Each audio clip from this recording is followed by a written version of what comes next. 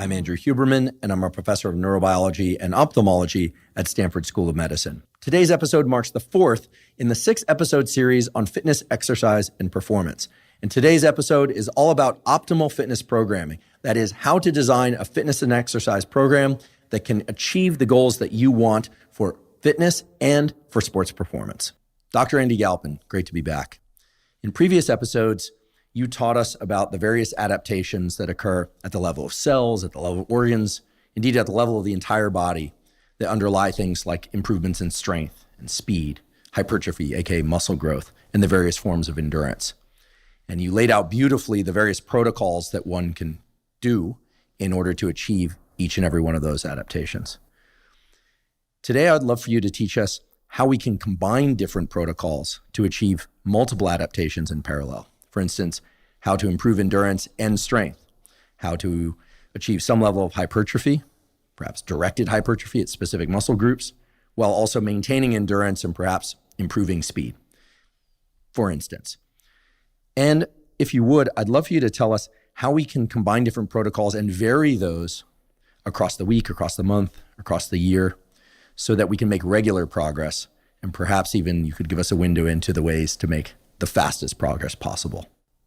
Yeah, I would love to do that. You know, we've invested a lot of time in the previous episodes covering background and concepts and detail about the physiology so you understood why you're making the choices you're making and why other choices are less effective. In this discussion, I would actually like to jump maybe more directly to the answer and kind of get right into the protocol. So, and maybe a little bit less background.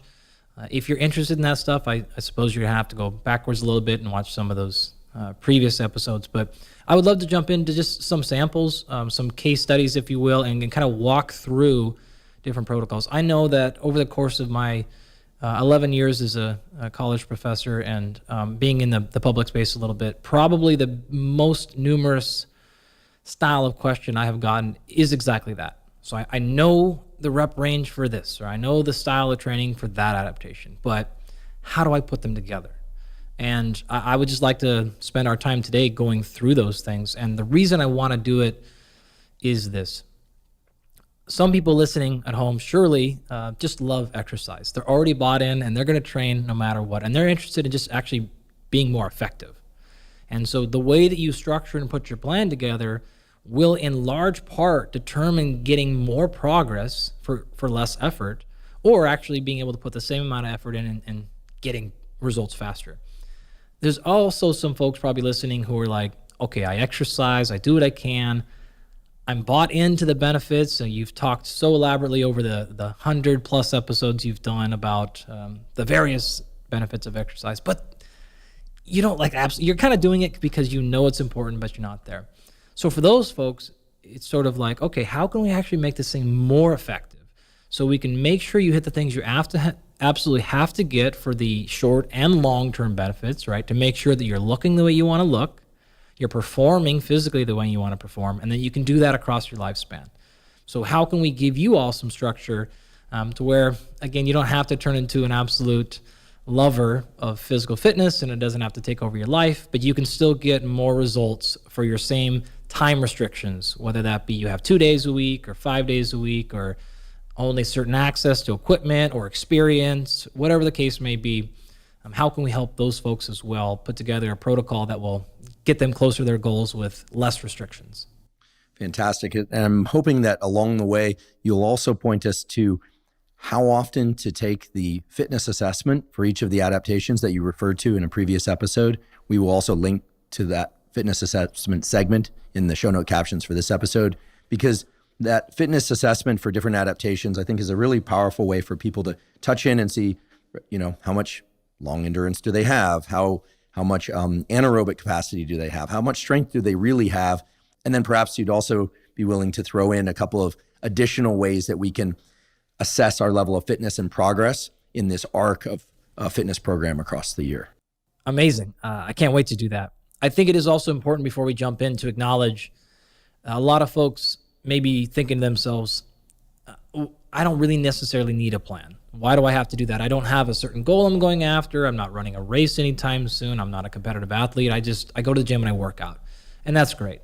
Well, I would like to try to convince you that regardless of where you're at, having a plan will achieve those things we just talked about, which is more success in a shorter time frame. There's actually a significant amount of research to support this. Those individuals who go on a specific training plan compared to those who do not will receive better results, right? Independent of the effectiveness of the program, right? So we've talked in previous episodes about tons of different styles and strategies. And to reiterate, it really doesn't matter which one you pick.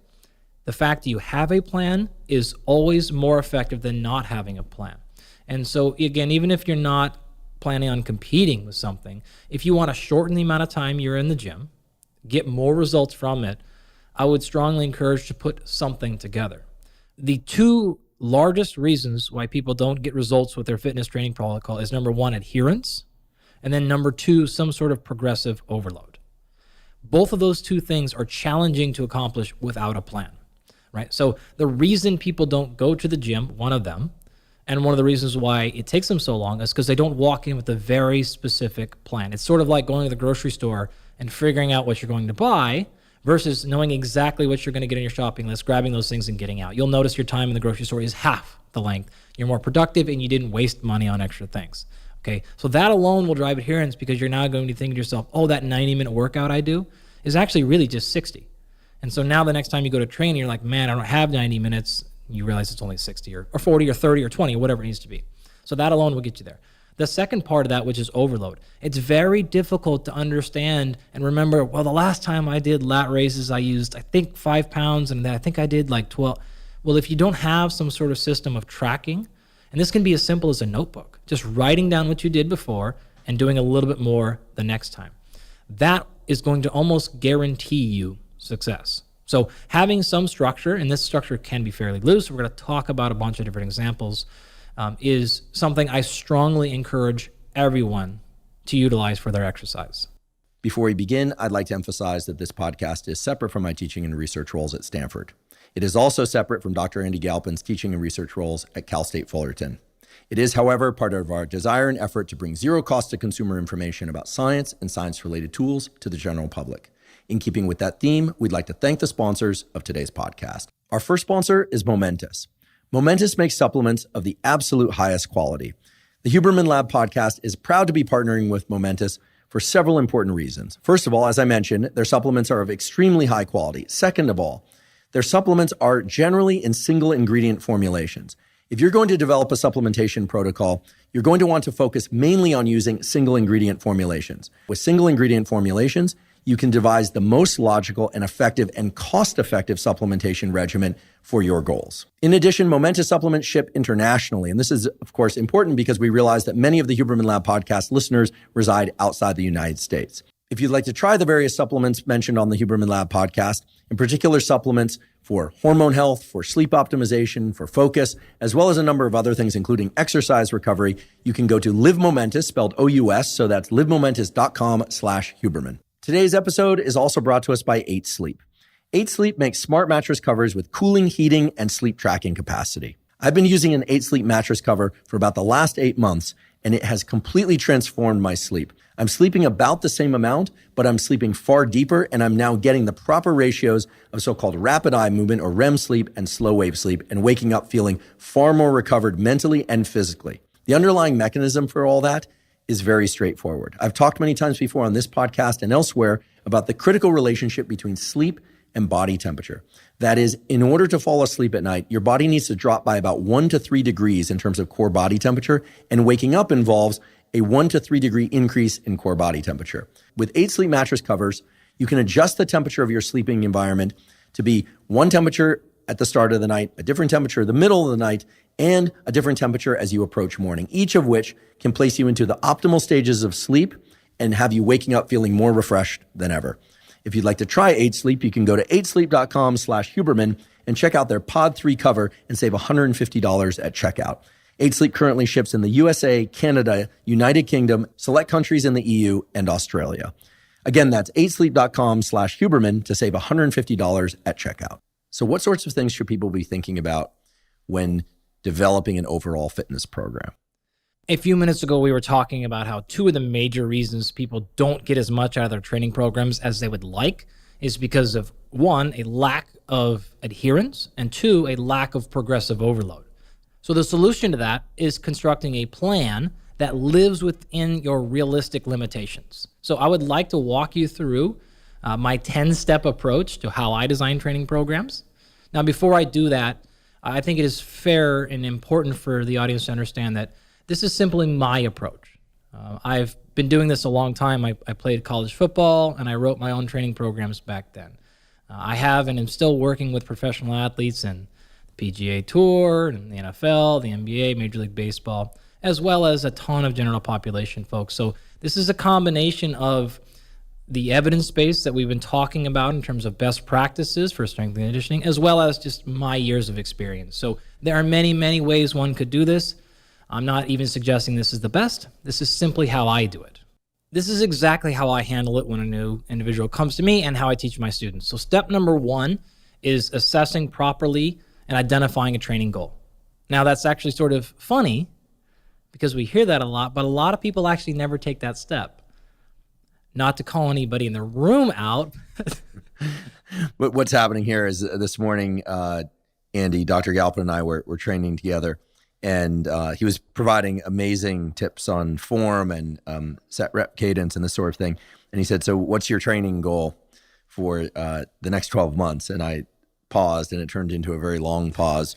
Because which is an easy, nice way of saying he didn't have an answer. I didn't have an answer.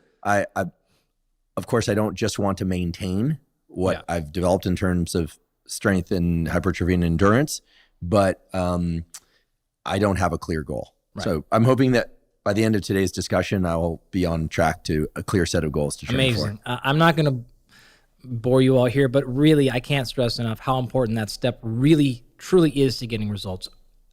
The analogy we use here is if you left your house and you were attempting to get to the grocery store, and you just started driving. And if you drove every possible route, you would eventually get to a grocery store. And so, yes, that can work. A better approach is saying, here's where I am, there's where I want to go, what is the optimal route there? And that's really what you're doing with goals. So it is a boring step, it is not interesting to hear, I don't have any real hacks or tricks for you, but it is step number one on purpose. We have to know exactly where we're going. You can do this in two ways. Way number one is to just pick something. Arbitrarily decide, I'm going to run a 5K, or I've done that before and I want to improve it by 10 seconds. I want to lose 10 pounds. You can just pick one. That's great. Another way is to run through that fitness testing protocol we described in a few episodes before. And if you do that, you can see which of these areas that maybe you have the largest lagging in, or what is the most severe performance anchor is how we refer to it.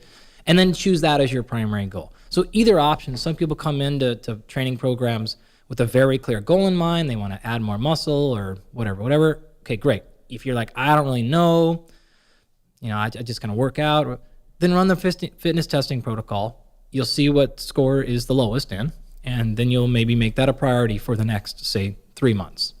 So the first step is to identify a specific or set of specific training goals. A really nice tool for helping you set a goal is a system called SMART.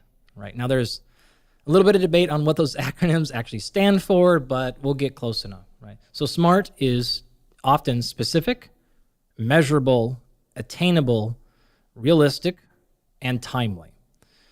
So starting off with S, specific. In general, the more specific your goal is, the higher likelihood you will have at succeeding in that.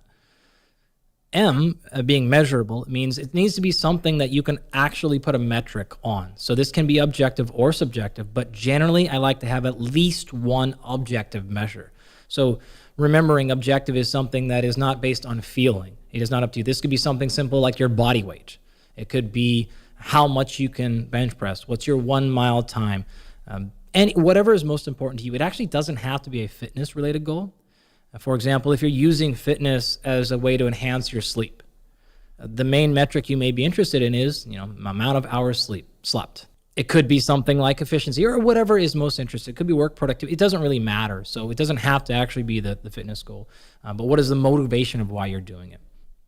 So that's specific, measurable, Attainable or actionable, as is often described, is something that is within your capability. So attainable, a bad example of attainable is something like, my goal is to win more games. That may not be up to you. The other team you're playing, it could influence it, the schedule, etc. So attainable should be something that is within your control. Realistic or relevant to you is something that is, again, something realistic that you can achieve. You wouldn't want to make a goal that is, you want to double your body mass.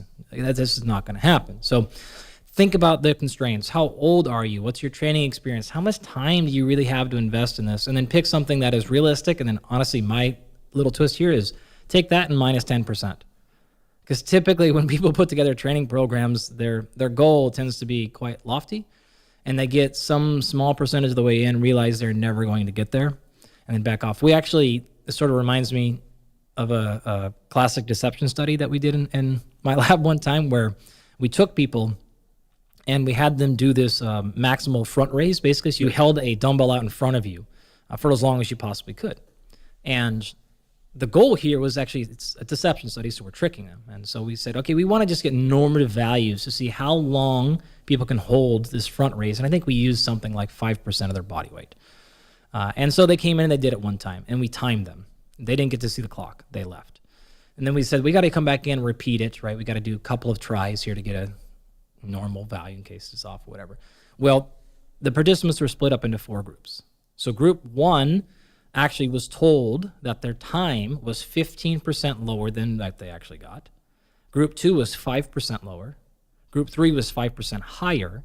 And group 4 was 15% higher.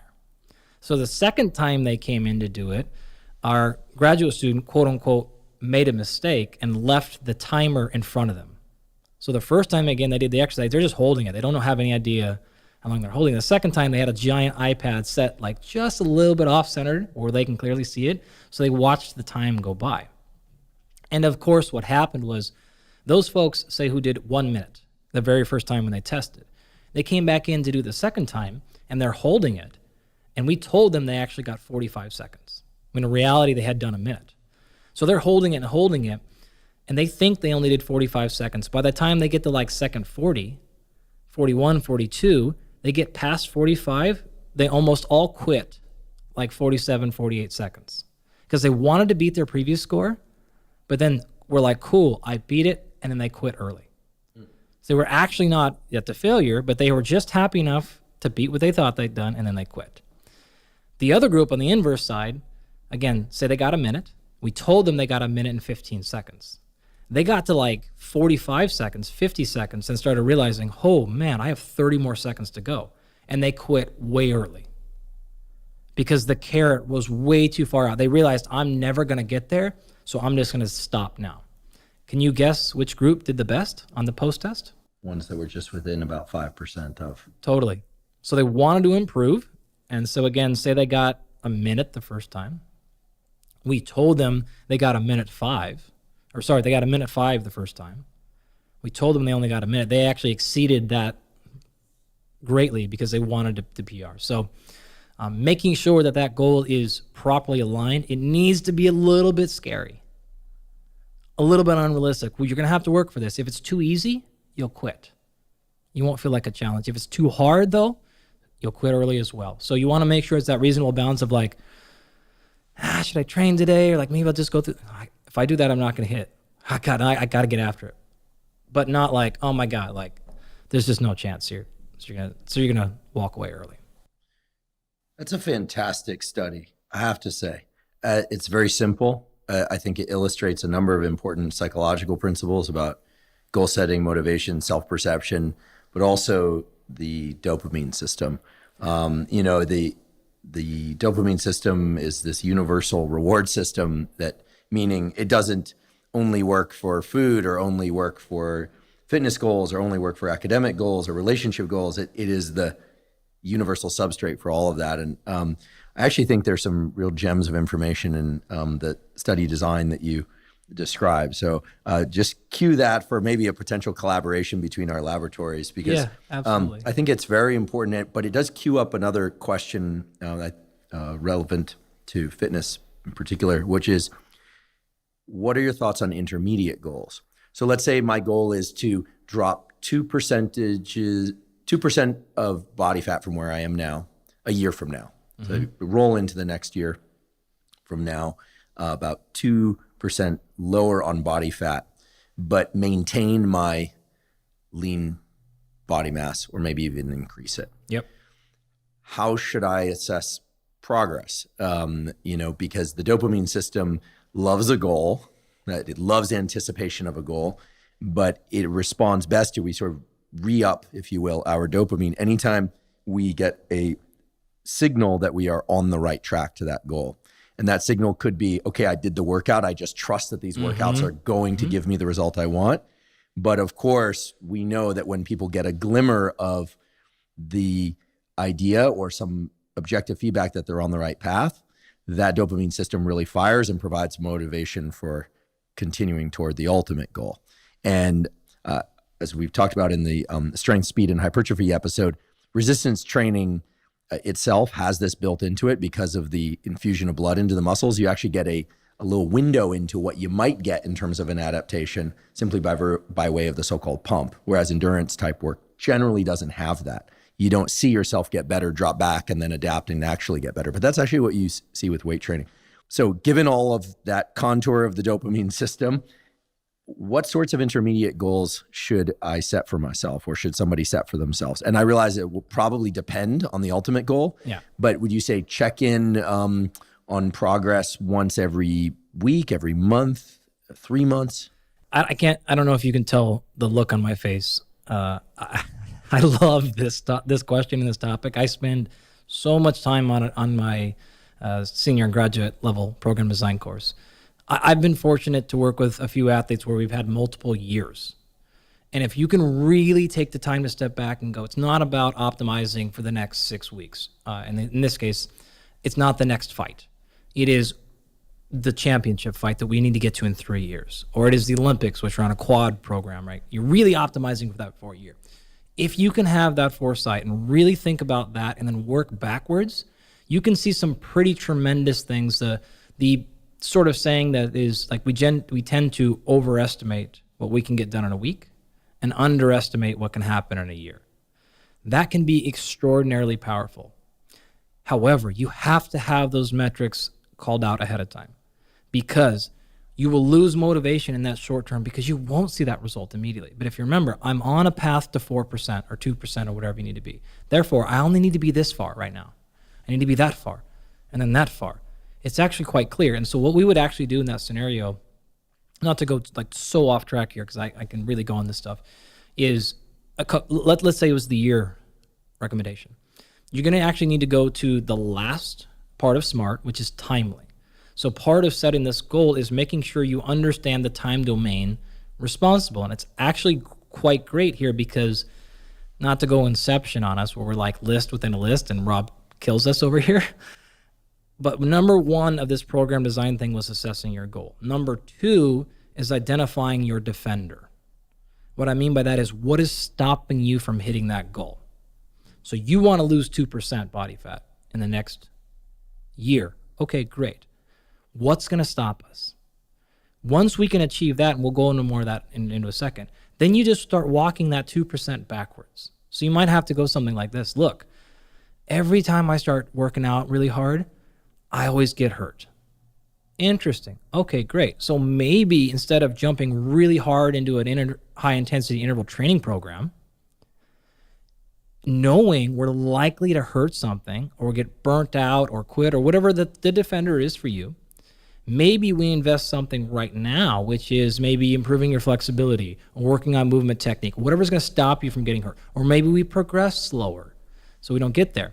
That will allow us to do the work necessary to hit that goal 12 months from now, not 2 weeks from now, not 2 months from now. Maybe that's not the case. Maybe you're like, no, look, hey, I move well. I feel like I'm in like decent shape. I've got enough muscle mass on me.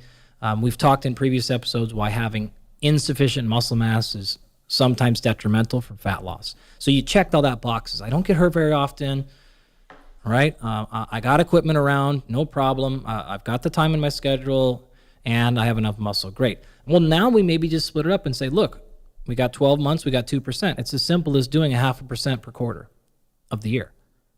And now all we're looking at is that number, right? I don't have to necessarily get all these things done. I can go quarter, 0.5%, 0.5%, 0.5%, 0.5%. You're going to get there, right? The other scenario that I laid out a second ago, it maybe needs to look like something like this. Quarter one is going to be 0%. Like, whoa, yeah, that's right. You may not lose a pound for the next 3 months. We don't care. That's not the goal of these 3 months. I know that's the goal of this year.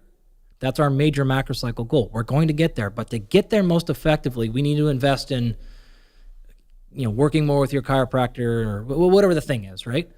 That will allow us to then go 0.5% quarter two when we can really start training, but we're going to ramp into it. Quarter three, we're going to go another 0.5%. And now we're halfway there. Quarter four, we've invested so much. You're ready to go. We're going to go hard. We're going to get that last 1%, that last quarter, and we're going to get there and you won't be hurt. So that makes it very clear. And I can also envision how the precise structure of these intermediate goals would vary depending on what sort of adaptation one is pursuing. And I do remember from our previous episodes that fat loss itself is not an adaptation. It is a byproduct of other adaptation. So I just want to make sure that you know that I was paying attention. It's committed to memory. Absolutely. Some goals, such as fat loss, are very quantifiable, and yet they might not be linear. Right. It's hard to know, the assumption is if you ingest, X fewer calories than are required per day, then you'll lose X amount of weight, some percentage from body fat.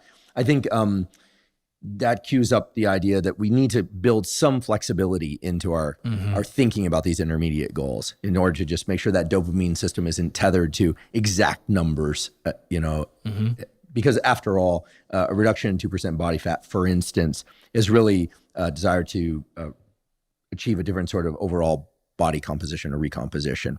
I don't know, by the way, that that's my exact goal. I think one of my goals is to be able to run a mile faster. And I'm sort of haunted by this experience of wanting to run cross country in college and trying to walk on.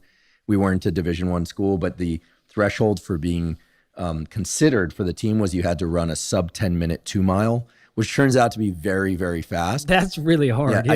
I did not do that. I didn't even come close. Yeah. And I don't think that I could reasonably do that now. I'm not interested in committing to the kind of training required. The sacrifice isn't meaningful enough for me. Fair and honest. Case. But lowering one's mile, time to run a mile by, 10%. Seems like a reasonable goal across 6 months. Sure. Great. So in the case of a goal like that, clearly there are specific training programs, but this raises the issue of what if I have other goals as well? And at what point do people having multiple goals start to set up collisions between goals? How do we know whether or not something is reasonable, not just on its own, but because of the other things that one has structured into their program? So being able to reduce a mile time by 10% in 6 months, okay, maybe that's doable, maybe it's not, you can tell me, but also being able to, double the amount that they can do for, single repetition leg extension for that matter. At the same time, those seem like incompatible goals. Right. So a couple of things. Number one, the more specific and precise you can be with a single goal, the faster you will get there, generally. So in theory, if you had one thing you wanted to achieve, the best way to go about it is to focus on that. Give it the most priority. That doesn't mean you can't do anything else along the way. You can, but you would want to focus on that. The more additional goals you bring in, the more distraction you're creating for that primary goal. Depending on what those goals are, you can actually do them at the same time. Some other combinations are less effective. Think about it like this. We went through those 9 adaptations, and we went through them in a specific order on purpose. The closer those adaptations are together in that list, the more compatible they are to training each other. The further away, they become more challenging. So just to give a few examples, if you wanted to improve your speed and power, you could basically train those simultaneously. They would not interfere with each other at all. In fact, since power is speed times force, it would be complementary. If you just walk down the line from there to strength, Hey, same thing. If you get faster, that's going to aid in strength because force is mass times acceleration. So if you improve acceleration, you're contributing to strength. Same thing with power. So speed, power, and strength are generally very complementary. You can absolutely train all three of those goals at the same time and have no issues. Getting into hypertrophy, now we've got a little bit of distinction. If you're going to train strength and hypertrophy, as we talked about in that episode, at the base, those are going to be complementary. You add on some muscle, you're going to get stronger. You start training for strength, it's probably going to help you add on some muscle mass.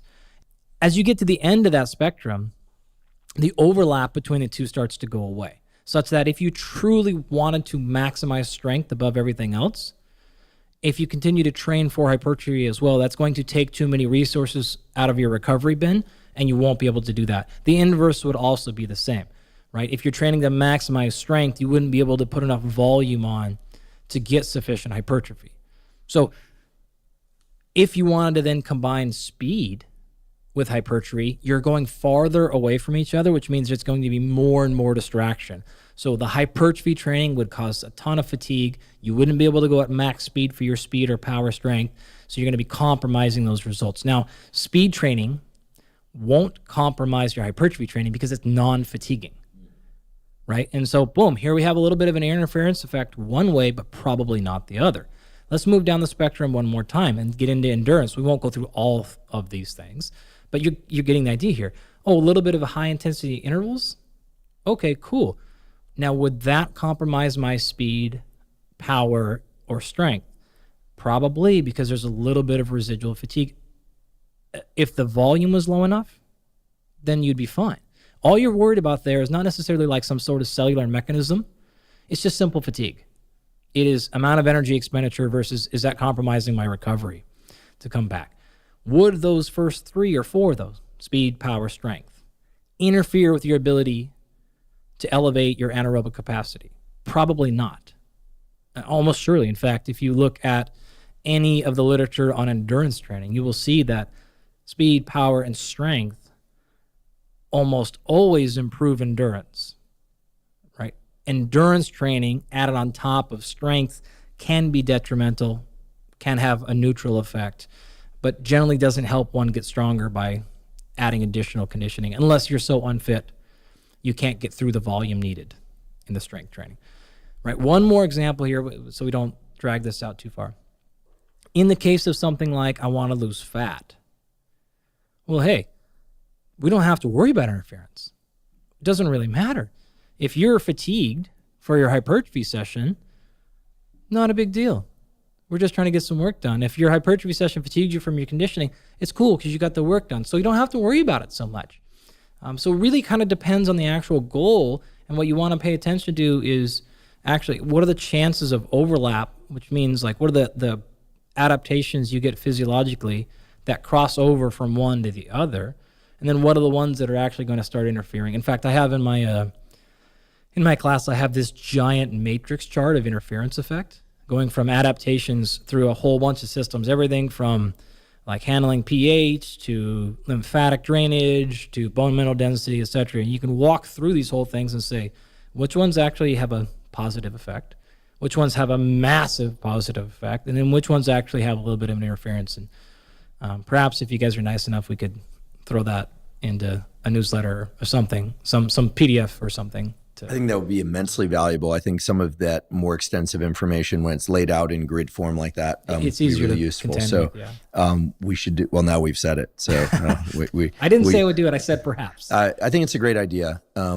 think it's a terrific idea. The idea that items closer on to each other on the list of those 9 different adaptations are going to be easier to achieve in parallel than items further apart makes perfect sense. And what I heard was that there's a few caveats that might seem minor, but they're actually quite important, such as anything that is relatively low intensity and doesn't impede recovery can probably be included as a parallel goal. So some speed work in conjunction with some long duration cardio work, for instance, even though we're talking about number 2 on that list and number 9 on that list. In that case, the long duration endurance, even if it's low intensity, may actually interfere with the speed, if the volume gets too high. If you're talking about, I went on a 30-minute jog, for most people that it's totally fine. What we're really talking about here is when the miles start piling up, or the time really starts getting there, in combination with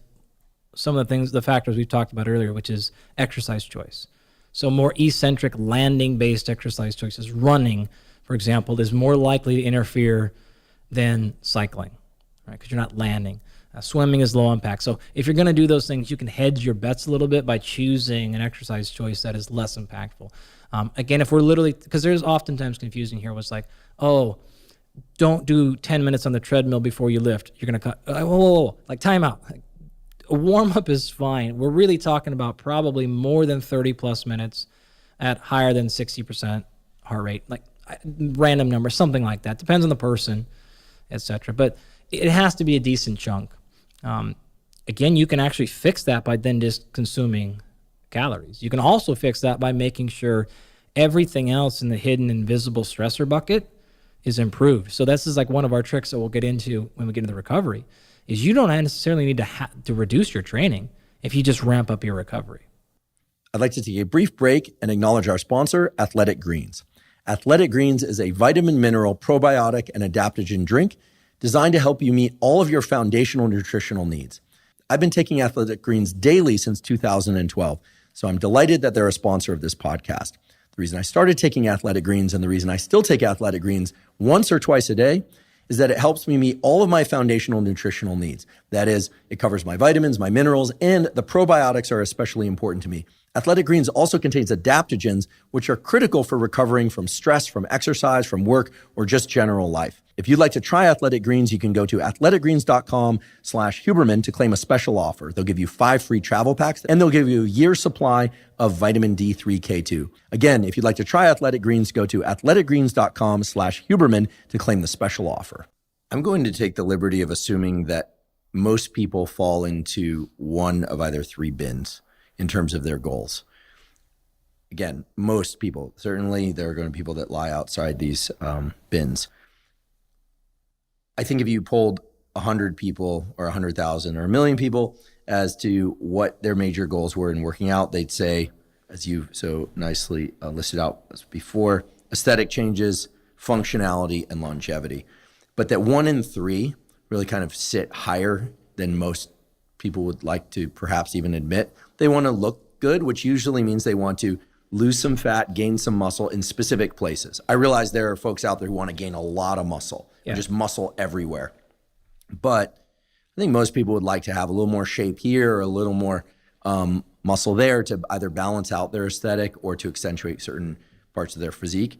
And they would probably like to shave off some subcutaneous fat, although there are those exceptionally lean people out there, and they exist too. I think it would be gain muscle in specific places, lose fat, and do it in a way that also provides some boost to their health span and longevity. I would say that might even be 50% of people out there. Again, I'm taking the liberty of guesstimating. Another bin I would venture is interested in getting stronger and putting on more muscle.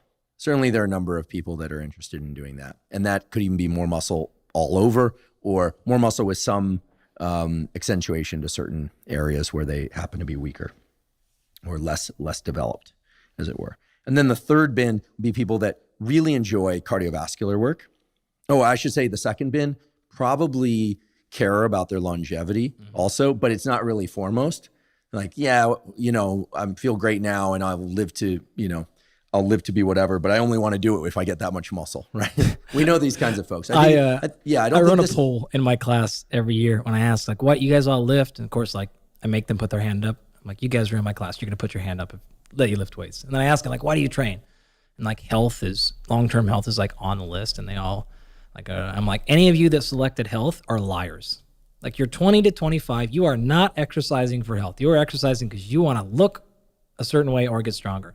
Once you get past that undergraduate age, though, the actual desire to live longer and better actually becomes pretty real. Yeah, I think that there are people who want to feel better. They know that Definitely. Exercise and the results from exercise can make them feel better. But yeah, that second bin tends to be more focused on the aesthetic change, it seems, or being strong. And then the third category, I think, are people, I know a lot of folks like this, who really enjoy what are normally considered endurance type activities. And here, I just want to highlight again what you so beautifully illustrated in previous episodes, that you can gain a lot of endurance even using weights or machines. It just depends on how you use them, right? Absolutely. It's not about the exercise, about how you perform them, and et cetera. And you, again, beautifully provided all those details as to how to create endurance regardless of equipment standards, et cetera. But that third category seem to be people who enjoy running, cycling, swimming, hiking, dancing, activities that they can do for long periods of time that often will involve some sort of skill that is based on improving motor patterns. So maybe not so much stride, but certainly for people that really love tennis. Yeah. People that love a sport like golf, right? They want to be able to not just walk, they want to walk the 18 holes. They want to have a great golf swing, et cetera. I'm not a golf player, so forgive me if my nomenclature is off. Golfer, so I would say there are three golfer. Golfer. You don't play golf. Oh, got it. You don't play golf. Well, you play golf, but you wouldn't call a golf player. I played miniature golf a few times. And that's about it. Although Stanford does have a beautiful golf course. I'm told I should learn how to play golf. I'll come up and play it for you if you want. You come up, I'll play it. I'll tell you how it looks. Get me on that almost course. See it from my lab. So category one, I think, is a significant fraction of people. Yeah. So as we lay out these different ways to assess goals, and as we approach the structure of a program, as you'll tell us, if we could perhaps touch back to those every once in a while, I'm taking the liberty of assuming that we will net about 80 to 90% of people out there. Again, those categories being people who want to lose some fat, maybe build some muscle in specific areas on their body, and really want to be healthy. They want to feel great, and they want to have a long health span, aka end lifespan. They want to live a long time feeling great. Second category, people who want to build more muscle and strength. Sure, they don't want to damage their health, but that's not their main focus. Their main focus is on building muscle and strength. And then that third category of people who really want to do more endurance type work, feel great and strong doing it, but not because they can, carry heavy weights while they're doing it, but rather they can feel vital and they can push harder for longer, and maybe even translate that to some of the more recreational type activities or sports like tennis and things that are more long duration, playing soccer, maybe even softball or things of that sort. Yeah, surfing, swimming, all that So those stuff. three categories, maybe we could call those bin A, B, and C for sake of today's discussion. I think if you're willing to embrace I love it. I think that will be informative toward our listeners in a way that simply not assuming what people's different goals are might not be able to accomplish. Said differently, hopefully by doing that, people will derive a lot more from the description of the program that you're going to give us. Love it. Now I am certain that I want to let you return to your list of the 5 things that people need to consider when establishing a exercise program. Yeah, great. Let's do that. I also do want to acknowledge a point you've brought up acutely. Exercise doesn't mean just lifting weights. That's my background. That's what I spend my time on. So I sort of default to examples in that category, but it doesn't have to be that. You've articulated plenty of other ways where you can get amazing forms of exercise that have nothing to do with lifting weights. So for those folks in what was it, bin C or 3? I can't remember. C. We go A is gain muscle, lose fat, be healthy now and forever. Right. Bin B is get stronger, gain muscle, don't damage your health, but not really focus on health in the immediate term. And then bin C is want to play or do endurance type activities and quote unquote feel strong doing it. So have more vigor to be able to do that longer and maybe with more attention to skill, et cetera.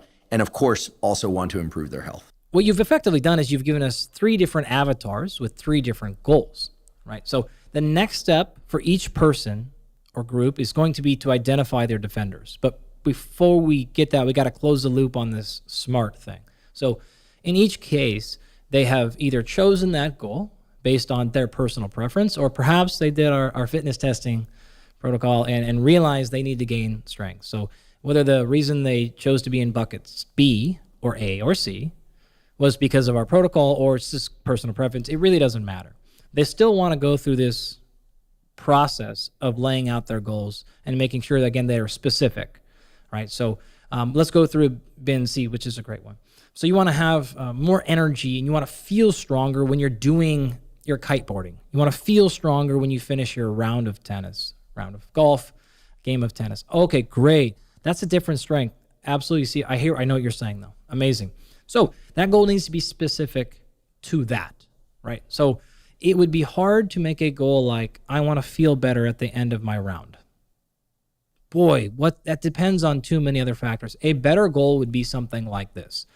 I want to be able to run this 2-mile loop that I do around my neighborhood, and I want to do it and have a lower heart rate at the end.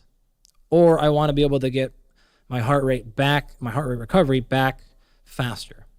Amazing. That will probably align with you feeling quote unquote stronger with it, right? So I did the same course, and either I can do it at the same speed and it's not nearly as hard, or I can go faster. Whichever one, it doesn't matter. But that would be an example of a specific goal. The other buckets you laid out kind of already have specific goals, like I want to get stronger. Well, that's going to be the goal.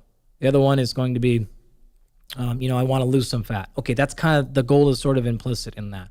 It's the other people where you're just like, I don't really care about that. I just want to be able to surf the great waves and then not feel exhausted afterwards. All right, cool. Well, then you still should pick a metric that is not that activity maybe, because it won't be within your control depending on the waves and the temperature and all this stuff, that you can use as a proxy to say, if I were to do something that represented me feeling probably better when I surf, what would that be? And it's not perfect, but it would be still as specific as you could get. You still want to make sure it's measurable. Again, in this example might be something like you're going to go to the pool and time how long it takes you to swim 800 meters or something, right? It's attainable, and then you'll set a goal that's realistic and timely. I'm going to improve by 5% in the next 2 months. Okay, cool. That probably falls in the realm. And then you're making the assumption that if you did that, you'll probably feel better when you go out to do your primary activity, which is, say, surf. The reality of it is, every time we work with an actual athlete, that's what we do. Athletes don't come to us to lift weights. They don't come to us to get stronger. They come to us because they want to play better and they want to stay on the field more. What we're trying to convince them of is, if you do this thing in the gym, then that should translate into you being better at your sport, recovering faster, being less injured. But it's still just a proxy. And so that's all you're doing with these other non-specific goals, especially when they're performance-based goals. And we didn't package it that way, but that's really what you talked about for bin C there. It is a performance-based goal. I want to be able to perform when I'm in the field. And my brain, that's a sport. And your brain, it's when you're at yoga class. It's the same thing. Like we've said this earlier in our series, that if you have a body, you're an athlete. I want to prepare your body such that it can do exactly what you want it to do. You then get to have the choice of what you ask it to do. You call it a sport, you call it your Saturday hike with your family, I don't really care. It's the same thing. You get control of your body performing the way you want it to perform, and that's what this whole thing is about. Great. So now that we've covered, I think, as much as we need to regarding assessing and choosing a goal, I want to get back to this idea of identifying your defender. So you really need to think carefully about what is stopping you from hitting those goals. And so you're forecasting a little bit. You're also going back into your own personal history, right? Do you have history of knee pain? Do you have a history of working too much? Do you have a history of a lot of travel? Do you have a history of getting sick a lot? What are these things that are happening that are going to stop you from hitting your goal? A couple of examples I've already laid out, so we don't need to go too much longer here, but in the case of somebody who is in maybe bin A, right, which is, I want to lose some fat, maybe gain a little bit of muscle. Okay, what's stopping you from the strength and conditioning side? Is it the fact that you can't train consistent enough? Is it a fact that when you go to train, you don't know what to do? Is it a fact that when you go to train, you train your ass off and you're not getting results? Okay, great. All three of these different scenarios are going to result in different programs because they have different reasons you're failing. And that is really critical. Instead of just going, I want a fat loss program, and picking one up off the internet, it may not actually be addressing the point of failure for you. So the sooner you can choose your programs based on why you're failing, the sooner you'll start getting results. So you have to run a little bit of a critical analysis there. And it can be something scientific, and it could be a measurement. And it also could just be you thinking about, you've tried this in the past and why didn't it work? Wasn't that interesting? Okay, tell me more about why it wasn't interesting. I'm not really into machines. and that's all I had. Okay, great. Or I loved it. I loved the gym I was at and I was getting results, but it was so far away. Okay, interesting. Why did you stop before? Why didn't it work? Or if it did work in the past, amazing. Let's go back to something similar, but has your life changed at all? Is there anything different about now than when it worked 3 years ago? Yes, no. If not, maybe we run it right back. If it is, okay, we're going to sort of predict those things. And you want to work, effectively what I'm saying is throughout this entire 10-step process is going to be, you want to make sure that there are the non-negotiables that are in your life that you know are going to be ahead of your fitness program. And you want to work with those things, not against them, right? Because life will win. When it comes to your children, when it comes to your job, life is going to win. You're going to have to give up something. It's going to take some hard work. But we want to fight the right battles for most people, right? Even for our professional athletes. We get this all the time. It's just like they have nothing else to do but train, right? You're like, well, hold on now. They're getting traded. They have agents to deal with. They may not have a contract. They have families. Blah, blah, blah. I think life will get in the way, I promise. And so you want to fight the battles that you can win, not ones that you're going to lose. And so that's really what this game is about. So if the battle is, hey, my job is super hectic. Okay, great. We're going to come up with a different strategy that's more flexible maybe. I'm still going to hold you to the fire. I'm not going to be easier on you, but we're just not going to try to set up a situation where you have to do this workout Monday, Wednesday, Friday, and Saturday. Because you know your job is on the road and you're the provide all the income for your family and your children. Okay, whatever the thing is, right? That's what we really want to identify. So when I say identify your defenders, you need to run a little bit of a critical analysis on this. And a little bit of a tool I'll use for this is a modification of another system I stole from Kenny Kane, which is what we call the quadrant system. So you can imagine everything in your life goes into one of 4 buckets. All right. Now, bucket 1, I'm just going to call business. And this is anything to do with your job, income, sort of all those things. Bucket 2 is relationships. So again, this could be family or love life, like anything that we would call relationships, social connection, purpose, anything right there. Bucket 3 is your fitness. And bucket 4 is your recovery. So one of the first steps we take is we walk through this and we say, all right, you have 10 points total. And you get to distribute these 10 points across the 4 areas. So not 10 each, you get 10 total.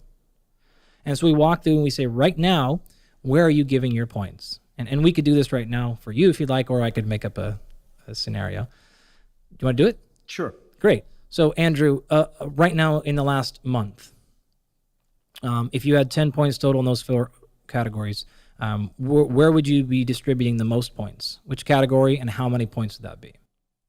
Business, my work. Business, work, job, sort of all those things. Right. And how many out of 10? Which doesn't, I should say, ever quite feel like work. Running a laboratory and doing the podcast doesn't ever really feel like work in the traditional sense, but it's career, it's work, it involves relationships, but it certainly doesn't enhance my fitness, except of my vocal cords and recovery. So with those notes there, I would say 4 to 5. You pick. 5. 5. Fair. That's the most common number. 5, business 5. Great. Once again, I'm typical, which makes me happy. You nailed it. One of the few ways in which I've been accused of being normal. I picked 5 for business. No kidding. What's the next highest and what's that score? I do invest in relationships. I would say, does it have to be around, can it be it has to be a whole integer. A whole integer. 2. 2. All right. We're 7 out of 10 here. So would you say it is fair that you spend roughly 2.5% of your, it's not necessarily time, it's energy, time, focus, sort of all of these things, 2.5 times as much on your business as you do in your relationships? It varies depending on what's going on. That feels a little skewed in the direction of business. So I might want to adjust to a 4-3 ratio there. Maybe not. But I think I'm going to hold to 5, okay. 2, business relationships, and then just for sake of example, and because this doesn't seem like a exceedingly precise measure, it can have some slop. Of course. Okay. Where would you put fitness and recovery? I definitely put energy into fitness, so I'm going to give that also a 2. Yep. Which leaves 1 for recovery. Great. That what you just laid out is, again, the most quintessential split you could have. In fact, you run this game on everyone, they're going to come up with basically the same answer, unless they don't work out or whatever, right? Okay, so a couple of rules here. Recovery must be at minimum half of your fitness allocation. In your case, 2 to 1. You're fine. I thought you were going to say it has to be half. Like it has to be 5 out of 10 points. In No. which case, it doesn't leave much for anything else. I would like it Yeah. to be minimum 20% of the total, which means 2 out of 10. Now, and when I say recovery, I don't simply mean muscle. I mean, you need personal time. You need meditation. You need sleep. You need to go to a concert and get out and see people. And so like whatever the things that give you energy back, right? Some folks that's personal time. Some folks that's social time. Whatever that means to you, right? Yeah, I actually get a lot of energy from my work. Great. And so that's why some of these numbers are a little bit, you can Always the kind case, of right? cloak the underlying dynamics. So here's what we do from this game. We look at that and we say, if that's our split, Andrew, 5, 3, 2, 1. 5, 2, 2, 1. 5, 2, 2, 1. I'd love to be able to put 3 in relationships just because, but then I need 11 out of. Right. So here's the fun game we play. You're currently at this, and you don't get to add to 11. You have to stay at 10. Your 10 is different than my 10, maybe, right? But 10 is 10. Or just whatever the maximum you can actually do. It's you. So if we went back to our training goal, whatever that goal was for you, and we went back to our defenders, we would look at this score now and say, is 3 out of 10, fitness was 3, right? Fitness is 2. So it's 5, 2, 2, 1. Is 2 out of 10 sufficient to hit that training goal in that time frame you described? And let's say you said, I want to hit a new PR in my mile 6 months from now. Yeah, for simplicity's sake, and also because it's largely true, I'm going to put myself in what I referred to as bin A earlier. Great. Right? My body fat percentage is okay. It's in the range It's good. that I would like, but I would like to bring it down a little bit, probably gain a little bit muscle here and there, keep or gain some endurance, and certainly my immediate and long-term health are extremely important to me. Great. So then the question and the main answer may be yes, that this is the optimal split for you. If it is not, then we have to make a choice. We either alter the goal or the timeline to make it realistic, or we alter our quadrant. And then if we're going to alter our quadrant, the next step is critically important. We need a list of very specific life actions that we're going to take that allows that split to happen. So if you said, for example, I want to put 3 into relationships, great. What specific life actions are you going to take to pull 1 from fitness? You can't pull any from recovery, or 1 from business. And you don't have to actually answer this. It's too personal. I know you don't like making these things about you because right, and that's the other reason to do it. And it is a diabolical trick to insist that these be whole integers, because I would have done like a 4.5 for business and a 2.5 for relationships. But obviously, you write the rules on this, not me. So you would just walk through that list, okay? And the list could be something like, I promise to not work after 7 p.m. Thursday through Sunday, or whatever the thing is, right? I promise I'm gonna make sure that I don't start work before 8 a.m. or whatever, right? No more trips.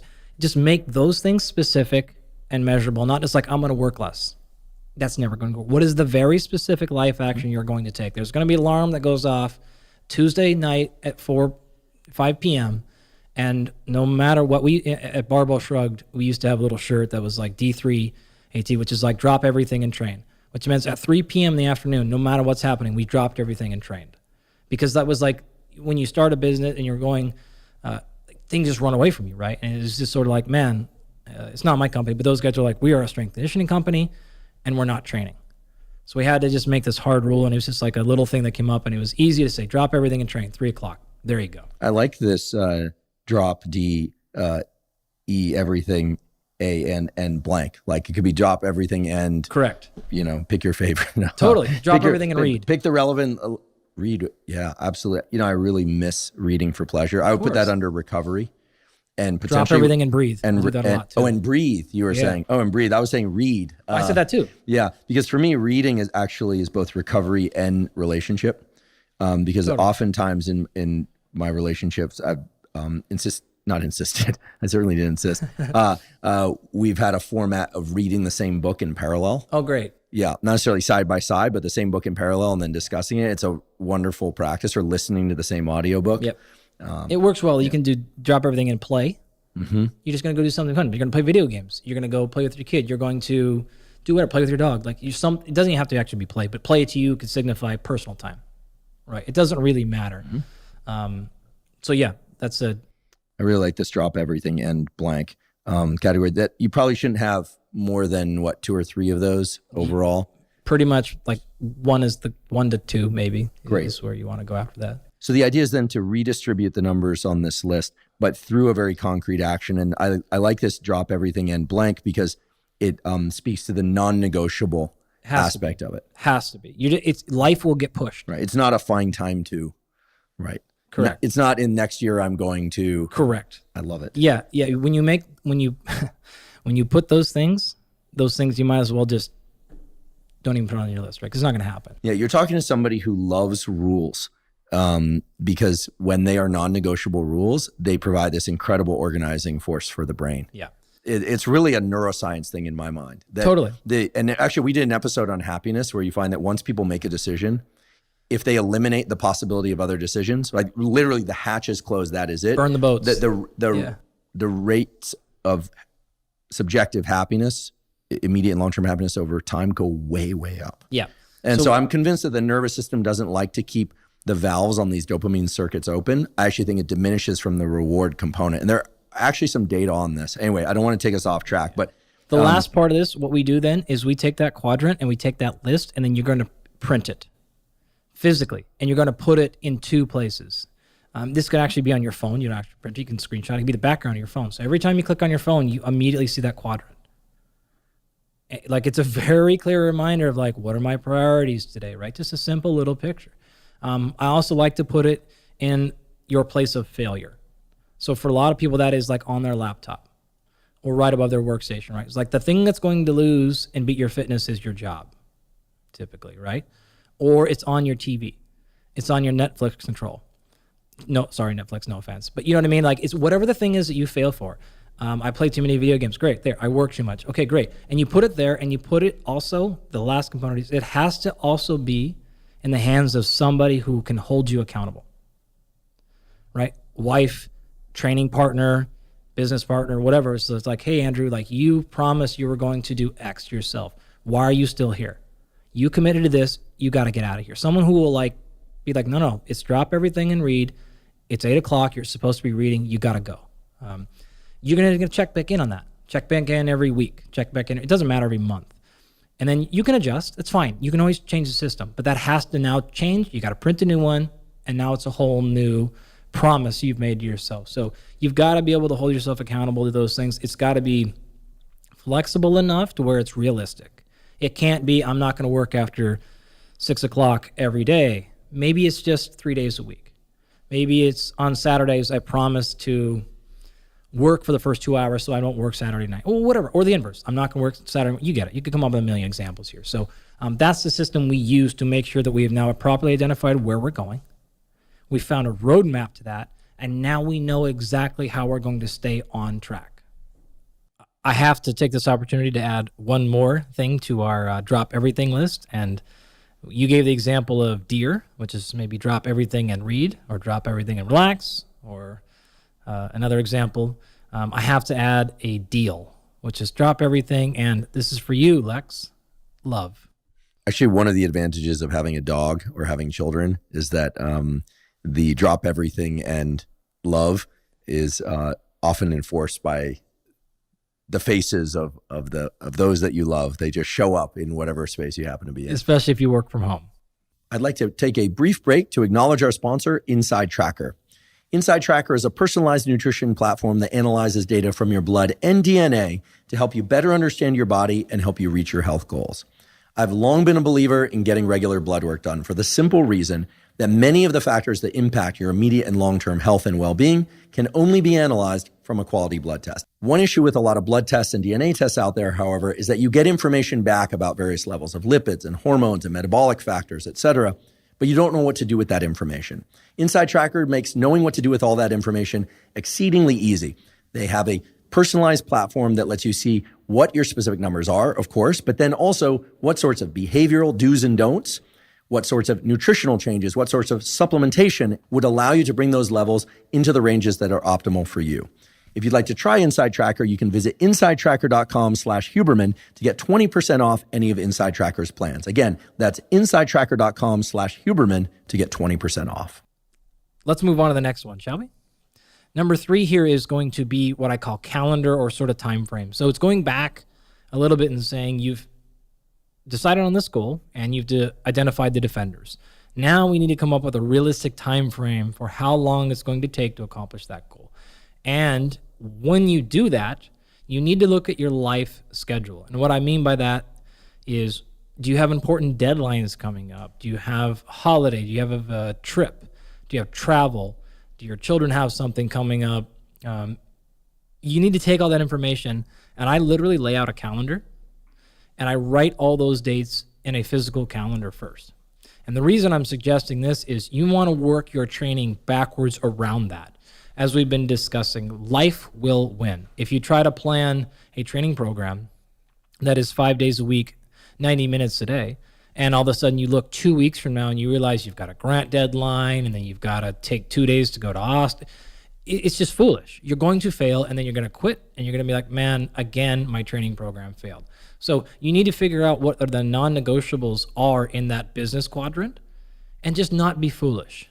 All right. So let's imagine you're going to plot out, say, a 12-week training phase, and you've decided on this goal. And then you look and you realize in the middle of this 12-week span, week 5 is really hectic and chaotic. Or you realize that this is a quarter in which something important is due. Maybe we want to either adjust the goal, or what we really do in this step is going on to actually step number 4, which is choose the number of days per week you can exercise and the length in terms of amount of time you can truly afford to train.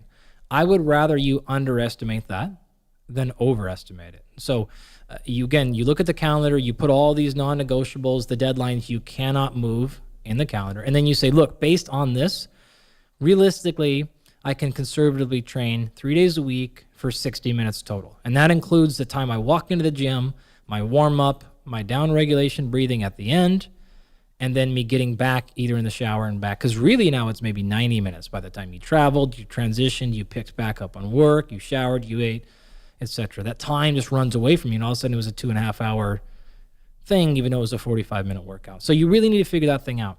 If you're a few weeks in and you realize, oh, actually I have a little more time than I thought, you can always train more. You can do another thing, you can add it. But what you don't want to do is set up a program that is requiring you to do certain exercises on one days or certain styles of training on another, and then you constantly miss one of those days. I thought I could do 4 days a week, but 1 day a week something's getting pulled out. That's just going to keep you off schedule. It's going to make you feel like a failure, and you're going to run into problems with your training. So schedule 3 if you are sure you can get 3, and if there's an extra day, we can always do other fun stuff. All right. So that's really step 3 and 4. Figure out your life events over the course of this time. How many days a week can you train? And then how long in terms of minutes per workout? Notice we haven't selected a single exercise yet. We haven't worried about how heavy, rest intervals, all those modifiable variables. You don't need to pick those later. First, where are we going? Second, how are we going to get there, which is the quadrant and the identifying of defenders. And then the third is, what are the restrictions I need to place on myself in terms of program design based on how often and how long I can work out? That is going to allow you to go back to some of the previous episodes and go, man, you gave us all kinds of ideas. How do I know which one to choose? This is your answer. You're going to choose based upon the limitations of time and frequency.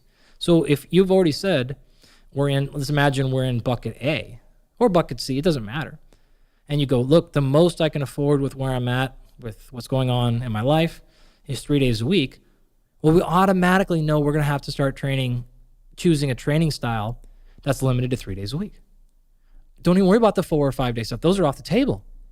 And now we've placed restrictions. It kind of goes back to that concept of, I think it's one of your podcast guests, Jocko, right? It's just like, hey, structure gives us actually some freedom.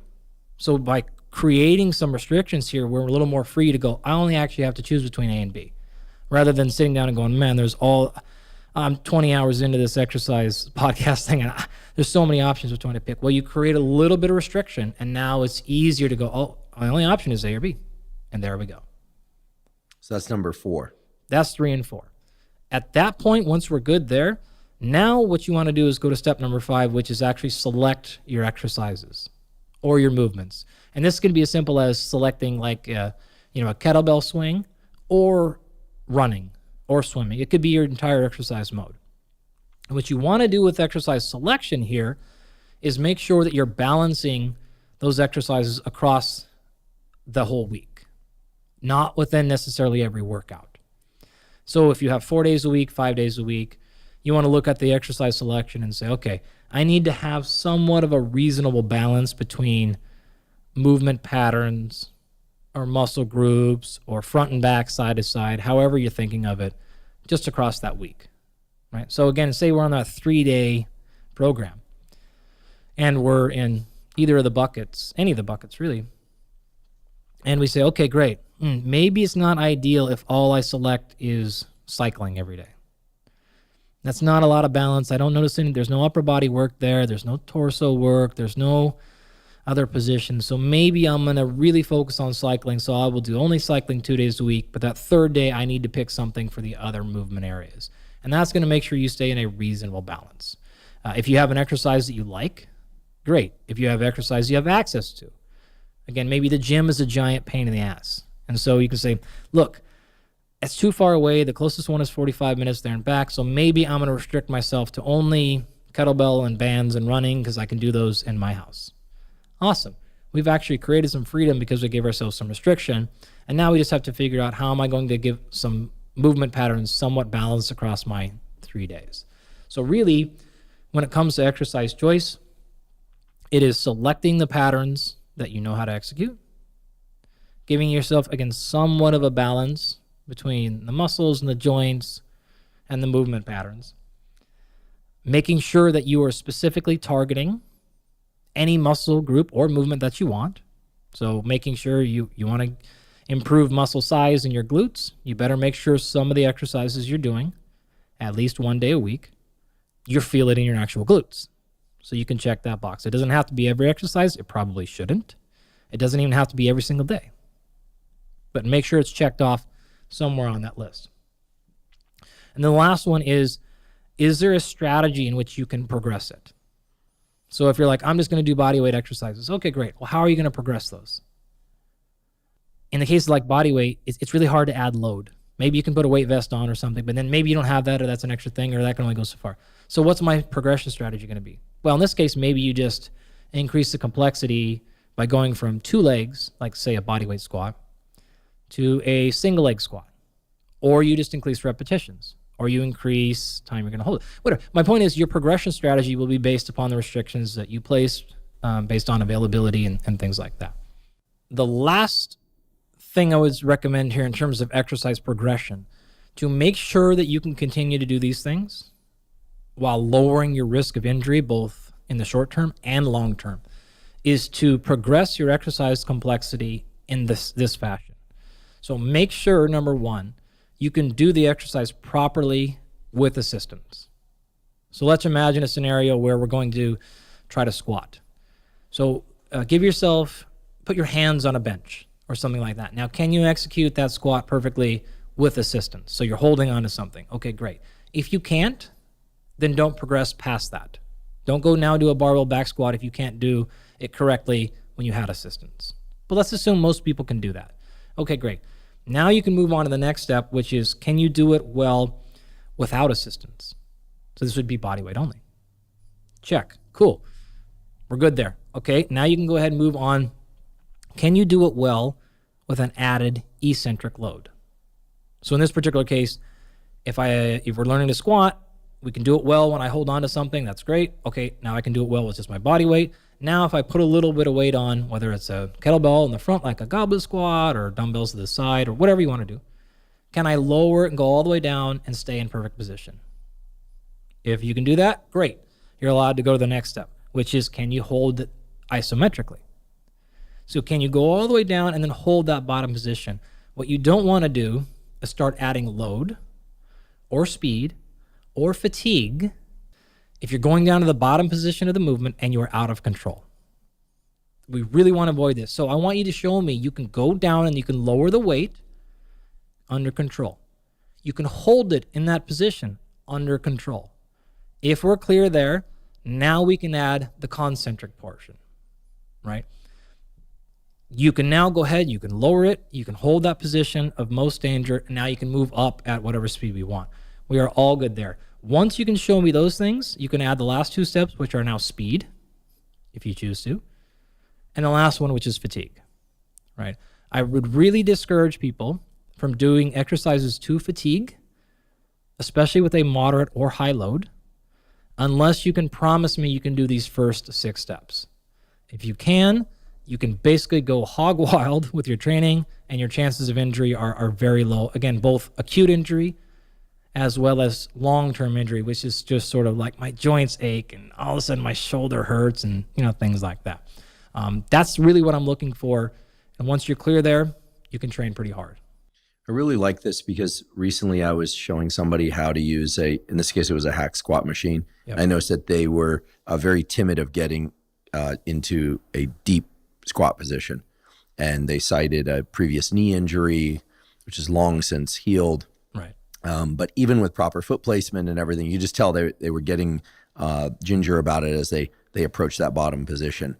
But over time, with pauses at the bottom, they become very comfortable and now actually are going well below 90 degrees angle between femur and lower leg. So it was clear that it wasn't something range of motion limited, or it was a mental thing, but a logical one for them. Now, after what you just said, I think a better strategy that I could have used would have been to have them get into that position, just no weight at all, maybe nothing on the sled, and then slowly working up from there, as opposed to doing what we did in our case, which was to just convince them that they were much stronger than they thought they were. We eventually got there, but I'm realizing that there was far too much mental anguish involved in that process. Yeah. This whole progression, by the way, this can all happen in one session. If you can check the boxes, like in that example, you may have been fine to jump there. It may have just been hey, you're fine here. Get through it. Oh, okay. This whole progression might take 2 years. I mean, this really depends on your background, if you actually have injury history, your comfort, your confidence, like all these things. So you don't need to worry about rushing through that progression. You don't even need to get all the way to the end if you don't want, especially with speed and things like that. But again, it can't happen. It doesn't have to be like, well, it's a month of this, a month of like, well, no, if they feel great and you can go through 1 to 7 in 5 minutes, then you're good to go. Number 6. Number 6 now is just order. So you know how many days per week you're going to work out. You know how long they're going to take. You've selected all the exercises you need to get done. You've balanced that across the week. Now you just need to put them in order. And the easy answer here is generally do what's most important first in the workout. There is some minor interference effect of some other things there, but the reality of it is, if you do the priority first, you're probably going to be okay. So whether this priority is a muscle group, so in the example, you want to make sure your glutes get trained, maybe do it first. If you're trying to maximize your back squat, you may not want to do a bunch of glute exercises to fatigue first. But that's not the priority we picked. We picked a different one, which is buckets A, B, and C. Okay, great. By doing it first, you told me the priority was to make sure I do something for my glutes. And then I would also like to get my back squat a little bit stronger or whatever. Okay, fine. The same thing could be done for your endurance training. You could do your endurance training before you're lifting if you understand that means you might be compromising your lifting quality of the workout a little bit. But you might be fine with that if you say the endurance work is more important right now. Amazing. You don't know the answer to that though if you hadn't gone through steps 1 through 4. And that's why those things are critical. So it makes what we call chaos management, which is things happen in the moment. I don't know what to do. What should I choose? That decision becomes really clear because you can always go back to the beginning and go, my priority was this. Then therefore, that's my choice today. So it provides a very simple set of instructions for when the workout gets cut short, when your workout has to be in a hotel, and any number of things that pop up in real life, whether, again, you're an athlete or a non-athlete. Either way, life will get in the way at some point. So you need to have rules and a system that says, when this happens, I go right back to this, and that's my choice. Done, I'm moving on. No decision to make here. It's already been determined a week ago, 5 weeks ago. We're off and rolling. So the order, again, is pretty simple. Just put the one that is most important first. Now, I know you like to do legs on Monday. That's great. I actually love that too. I do the same thing generally because to me, that's almost always the most important thing. If I miss a bicep workout, I'm probably fine, but I really don't like missing the big movement pattern. So I make sure that those happen on a day that tend to be more stable for me. Mondays are generally pretty stable. Things get chaotic as the week moves along for me. Others might be the opposite, right? Others might want to go, hey, I'm actually going to keep Monday as my flexible day or off day because I like to get a lot of my work done, get that cleared so I can have, oh, sure, like work it around you. Some people love to train on Saturdays because it's their most free. Some people hate it. Sure. You tell me what is the biggest priority and when are you the most fresh? Monday, Tuesday, it doesn't matter. Depends on your work schedule. Maybe you work the weekends. I don't know. Right? You decide what day of the week are you generally the most consistent schedule, and the most consistent energy.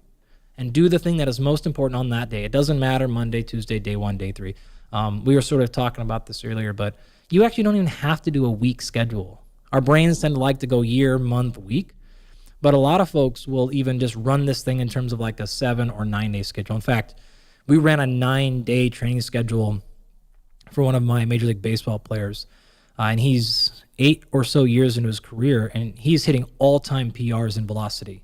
And he's very, very good. And it was a 9-day training cycle, and we ran that for the entire season. So it doesn't have to be a 7-day split, but it tends to work for a lot of people because most people have a fairly consistent schedule across the 7 days. So pick the thing that is most important, do it first, and do it on the day of the week that is most consistent for you in terms of schedule and energy.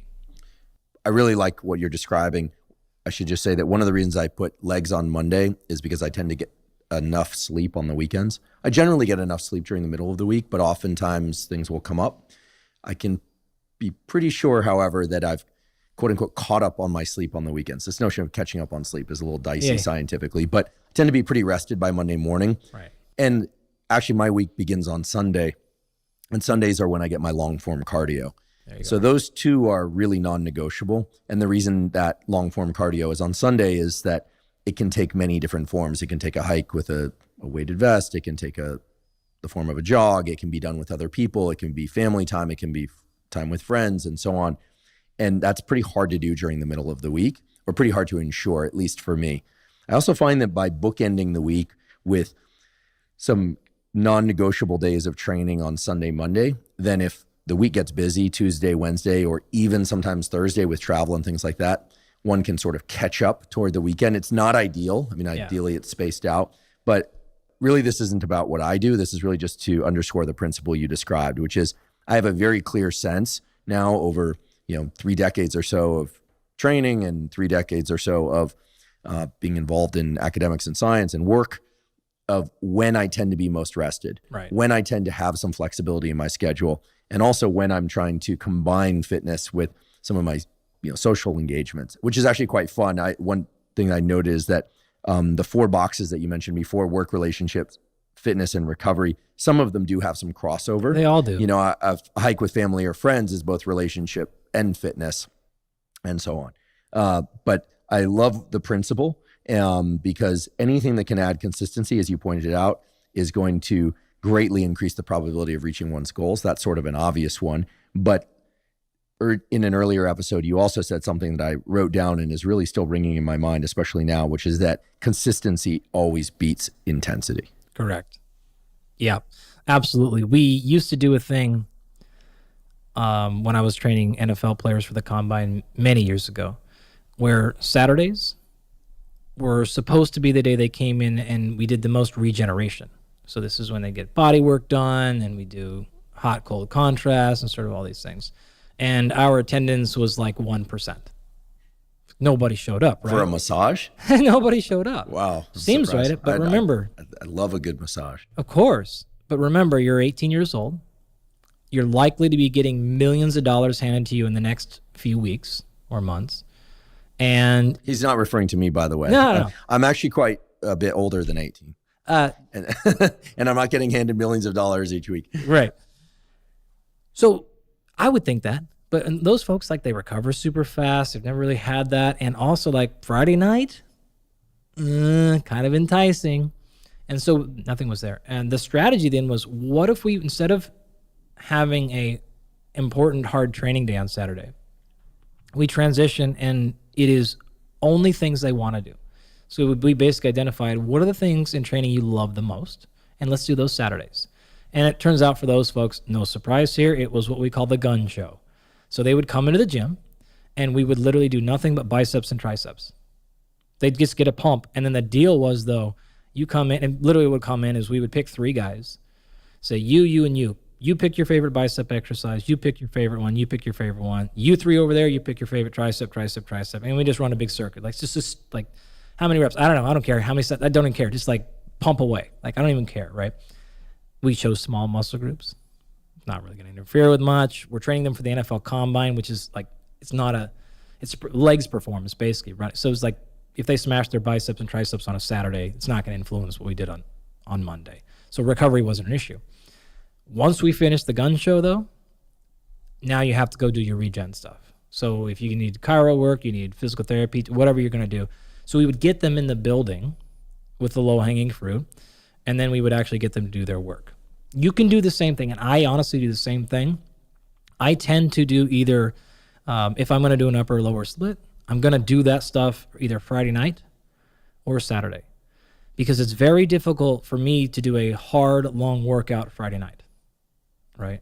Or even Friday morning for that matter. The same thing Saturday. I wake up and now it's like, it's family mode, it's kid things. I want to do stuff. But I can usually convince myself to be like, all right, just go in there, go 20 minutes and get your upper body stuff done. All right, I can walk myself into that mentally. It's harder to walk yourself into your 5 sets of 5 deadlift.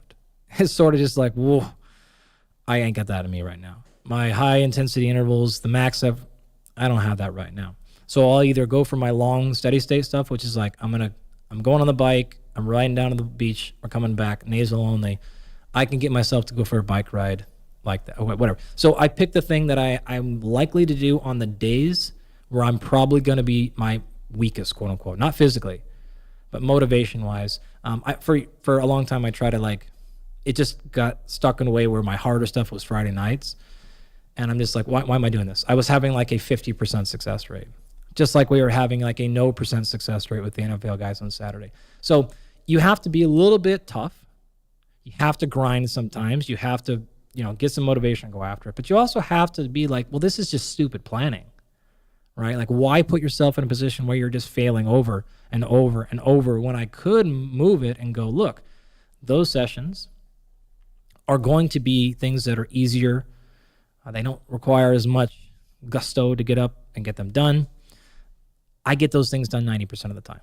Because the worst case, I can be like, all right, we're going to go do a family thing. Give me 20 minutes. I'm just going to run up there and smash upper body. And you don't need, I need a 20-minute warm up. It's like I can just kind of jump into those things if I had to. If I feel great, then I can still go do something else, or I can do more. I can do a longer session.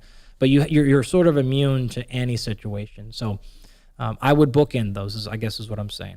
What's the day you're going to have the best day, and what's the day you generally have the worst? And put the programs around those situations. I love the idea of identifying the friction points, the high friction and low friction days. Yep. Friction meaning anything that impedes you from training consistently or well. And there are so many factors that ratchet into that: sleep, other social engagements, work.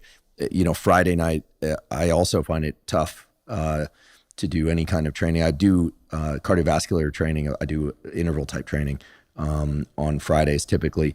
But there's a lot of cumulative fatigue and stress that happens across the week. And usually for a long time, more than a decade now, I've been telling myself that Saturday is the day that I try to reduce my cortisol as much as possible from the week. And then Sunday is the day that I enjoy that low cortisol state. And that's actually what opened up into the long, slow run. I actually like to think of myself as a bit of a mule during those long runs. I actually have a shirt that has a sloth on it that I wear to remind myself to go slowly on those runs. Not that I ever run that fast, but the whole mindset around it is to be a bit of a mule, just kind of moving through it. And the fatigue factor is more one of, at first there's a little bit of boredom, but then I've noticed there's a whole different set of mental scapes that open up under different training types. And this is maybe something we get into a little bit in a future episode or discussion. When you train really intensely for short periods of time one way, your mind goes into a particular state. When you do long duration training, your thinking and indeed even the way it affects sleep patterns is also very different. I think one of the great futures for neuroscience and exercise science in collaboration is to identify how different patterns of physical movement relate to different patterns of thinking, and vice versa. Amazing. Anyway, something maybe to just earmark for a future conversation, but there's clearly a relationship there. Yeah. Well, when we certainly know of a pretty clear relationship between even what we would classify as zone 5 exercise and deep sleep. So zone 5, again, being you're breathing a lot through your mouth because you have to in order to bring in enough oxygen to offset the acidity created by the carbons. Exactly. Yeah, this is the high heart rate. So if you're going to look at it and hit a number, looking for something like 30 plus minutes a week, being in the top 10% of your heart rate. That impacts deep sleep? Is going to positively impact deep sleep, as long as it's done very far away from deep sleep. So you don't want to do that at night. So you want, in terms of time. So if you hit those numbers earlier in the day, oftentimes that will enhance deep sleep. Yeah, I was looking at some papers recently, and the number that kind of emerged from those papers was that unless it's low intensity exercise, trying to exercise about 6 hours or more away from your sleep time would be ideal. Now, Bingo. That said, for those of you that have to hit the gym or go for a run in the evening and then are trying to fall asleep 4 to 6 hours later, I wouldn't want that statement to impede your regular exercising. Yeah, there's an easy trick to that. Just finish it with down regulation breathing. So that's sort of one of our things that because that is a realistic situation, right? Right. Finish work at 5 or even 6, and then by the time you're training or running or whatever you want to call it, it's 7:38. You're home at 9. You're eating, and then everyone's like, you can't eat 2 hours before bed. Pretty soon, you run into a number of different collision points that make you wonder whether or not you're doing everything wrong or if it's really worth training at all. 100%. And I would argue it's better to train than not to train, but provided that you can still get to sleep. 100%. So you have to walk a little bit of a game. We run into this issue with the NBA players, right? You're playing games at 6 o'clock at night to start. Major League Baseball is a 7:05, 7:10 pitch, right? And also, by the way, we're changing time zones every 5 days, right? UFC fighters and such, we're usually training twice a day. There is no option to train. We are training twice a day, always. So we have to come up with strategies for that. And there's other like non-athlete scenarios, of course, where it's like there is no other option here. Cool. So what we do is a couple of things. Number one, the further away you can make it from sleep, the better if possible. We do need to train, though, around the same time you're going to be playing. Like that has to happen. So the harder and longer we go in the training session, the harder and longer we go in our down regulation post-exercise. And that is, in my estimation, the number one lever you can pull that can help, right? Now, if it really does start crushing sleep, you're going to have to make a critical decision there. In general, it's not a good reason to not exercise. But maybe you restrict it to only a couple of days a week, you go all the way up in intensity. And the rest of the days, maybe 70%, you stay in just kind of a working zone. Awesome. Maybe it's a longer down regulation. Maybe there's other strategies you can do. But yeah, you want to be careful of, and we've had this situation a number of times where it's sort of just like sleep complaints. We run full sleep studies on them in their house. We do the whole thing with absolute rest. We come in, we do the whole thing, eye tracking, biomarkers, the whole thing. And it's like, oh, you just need to stop doing intervals at 8 p.m.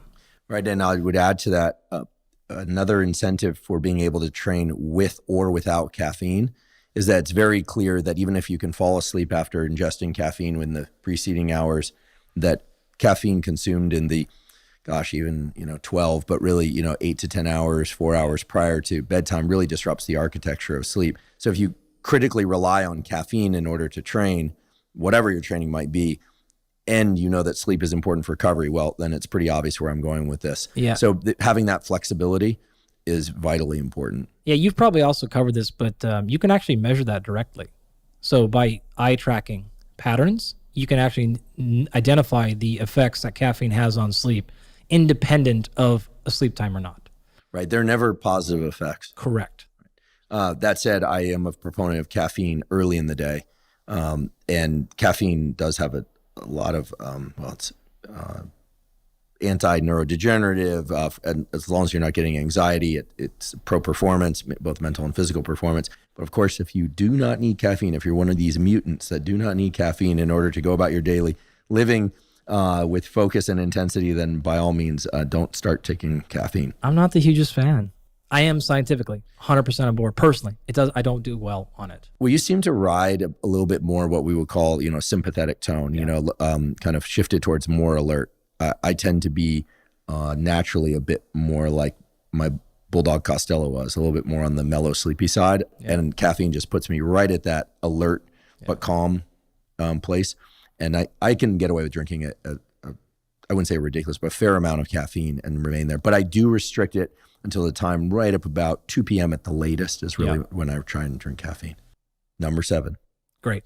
So number 7 and 8 are pretty simple. This is now choose the intensity and the volume. So we've discussed those at length in the previous episodes.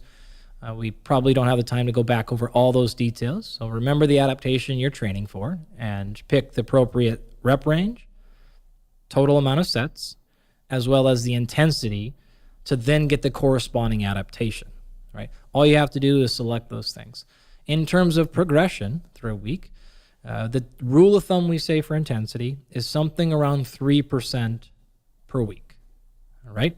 For volume, it will depend on what you're doing a little bit, but anytime you cross more than 10% per week, you're going to start running into problems. So I like 5% better. It doesn't need to be as low as 3. You can jump up much more than that. 5 to 7% is better. So if you are doing, say, running, because the numbers make it easy, and you're doing 10 miles per week total, and if you were to go up to 11 miles the next week, great, you're right around 10%. But what you wouldn't want to do is say, I'm running 10 miles this week, and I did maybe 4 Monday, 3 Wednesday, 3 Friday. So 4, 3, and 3, you got your 10. Then you wouldn't want to add a mile every day. So Monday, instead of doing 4, I did 5. Wednesday, instead of doing 3, I did 4. Friday, instead of doing 3, I did 4. What you actually did is you went from 10 to 13, which is a much higher percent jump than the 10% prescribed. So the same thing would be true for lifting weights. The same thing is actually true for calories and trying to add them, etc. So the body tends to not handle those things as well, jumping more than 10% per week. So keeping with this idea of increasing progressive overload, being 10% more over some period of time, am I correct in assuming that I want to identify 1, maybe 2 meaningful variables and progressing that or those variables? So progressive overload can come in the form of any of the modifiable variables. So you could increase the complexity of the movement. You could increase the intensity or the load.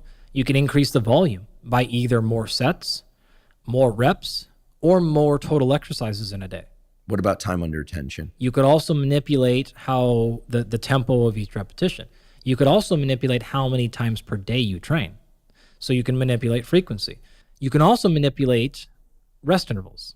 So you can progressively load any of these things. Increase intensity. Run a little bit faster. Complete the same amount of work slightly faster. Put 5% more on the barbell or the load or the handle or whatever you're going to do. That's a simple way. If you want to think about volume, in the case of endurance work, it's simple. Mileage, time, whatever. In the case of lifting, all you have to do is take the amount of repetitions you're doing per set, multiply it by the sets, add that all up. So if you're doing 3 sets of 10, that's 30 repetitions. If you did 3 exercises, you just did 90 repetitions. Put that number down for Monday, put that number down for Wednesday, put that number down for Friday. Add that total up. So say you did 90, 90, 90. You would look and say, my total number of repetitions this week is 270. If I want to go up 5%, then I need to go up another 15 or so total repetitions. Great, that's all we have to do. That's the increase. You may keep the load exactly the same, keep the exercises the same, change nothing else, but you want to add 15 more total reps for your week. And you may choose to do that by adding 1 more repetition per set. Close enough. So last week I did 3 sets of 10. This week I'm going to 3 sets of 11. It can be as simple as that.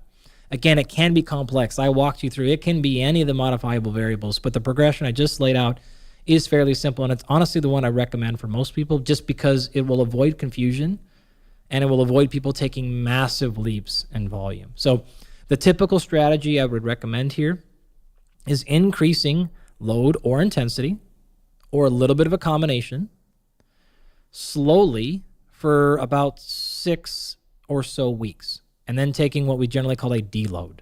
So back down to maybe 70%, whatever that number is you've been doing. So you did 3 sets of 10 and you worked yourself all the way up to 3 sets of 15. Back that down and maybe we'll do 2 sets of 8 for the week. And then we'll come back the following week and go back and do the highest we've done now. All of a sudden we're going to do 4 sets of 12 or something like that. So if you get these little deloads every, depending on what you're doing, 4 to 8 weeks or so, you should be in a spot where you can continually progress for a very long time without either burning out or overloading and overstressing an injury pattern. So the simple way, pick intensity or volume and just go up slightly every week for a short span of time, generally around 6 weeks, and then you can come back and change your strategy if you like.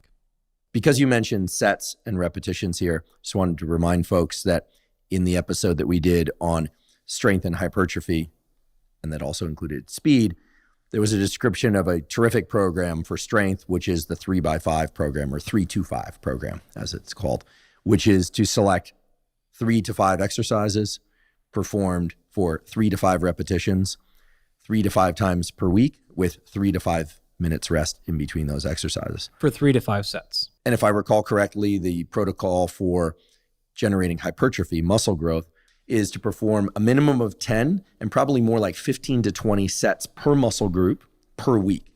And that can be done in a single session per muscle per week. So one could train, for instance, quadriceps 1 day per week, as long as you're getting that volume of sets per week.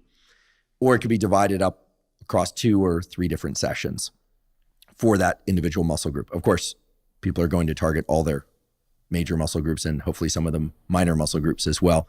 And as I recall, the number of repetitions that can generate hypertrophy is quite broad, anywhere from 6 repetitions all the way up to 30 repetitions. But by the end of the set, it should be to failure or close to failure with good form. Is that correct? Yeah, and we would say close to failure is probably most appropriate.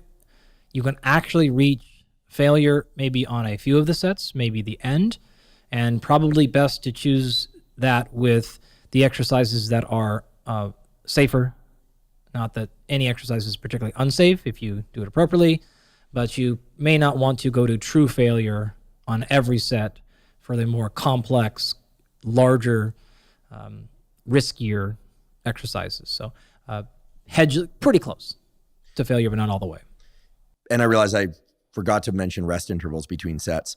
It follows that if a large range of repetitions are performed, that a large range of rest intervals are allowed, meaning there could be rest intervals between sets of as low as 30 seconds between sets or as high as 2 or 3 minutes, depending on the loads that one is using. And that, of course, will scale with the number of repetitions. Excellent.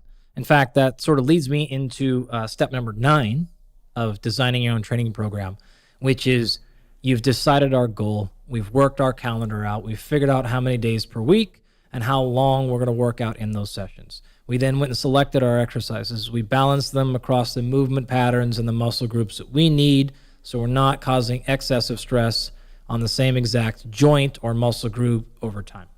We then ordered our exercises based on priority, All right. Because of that, we've identified our goal. We went back and we selected the volume, which is the repetitions per set, the total amount of sets, and the load per set that matched the goal that we wanted to get, or the adaptation.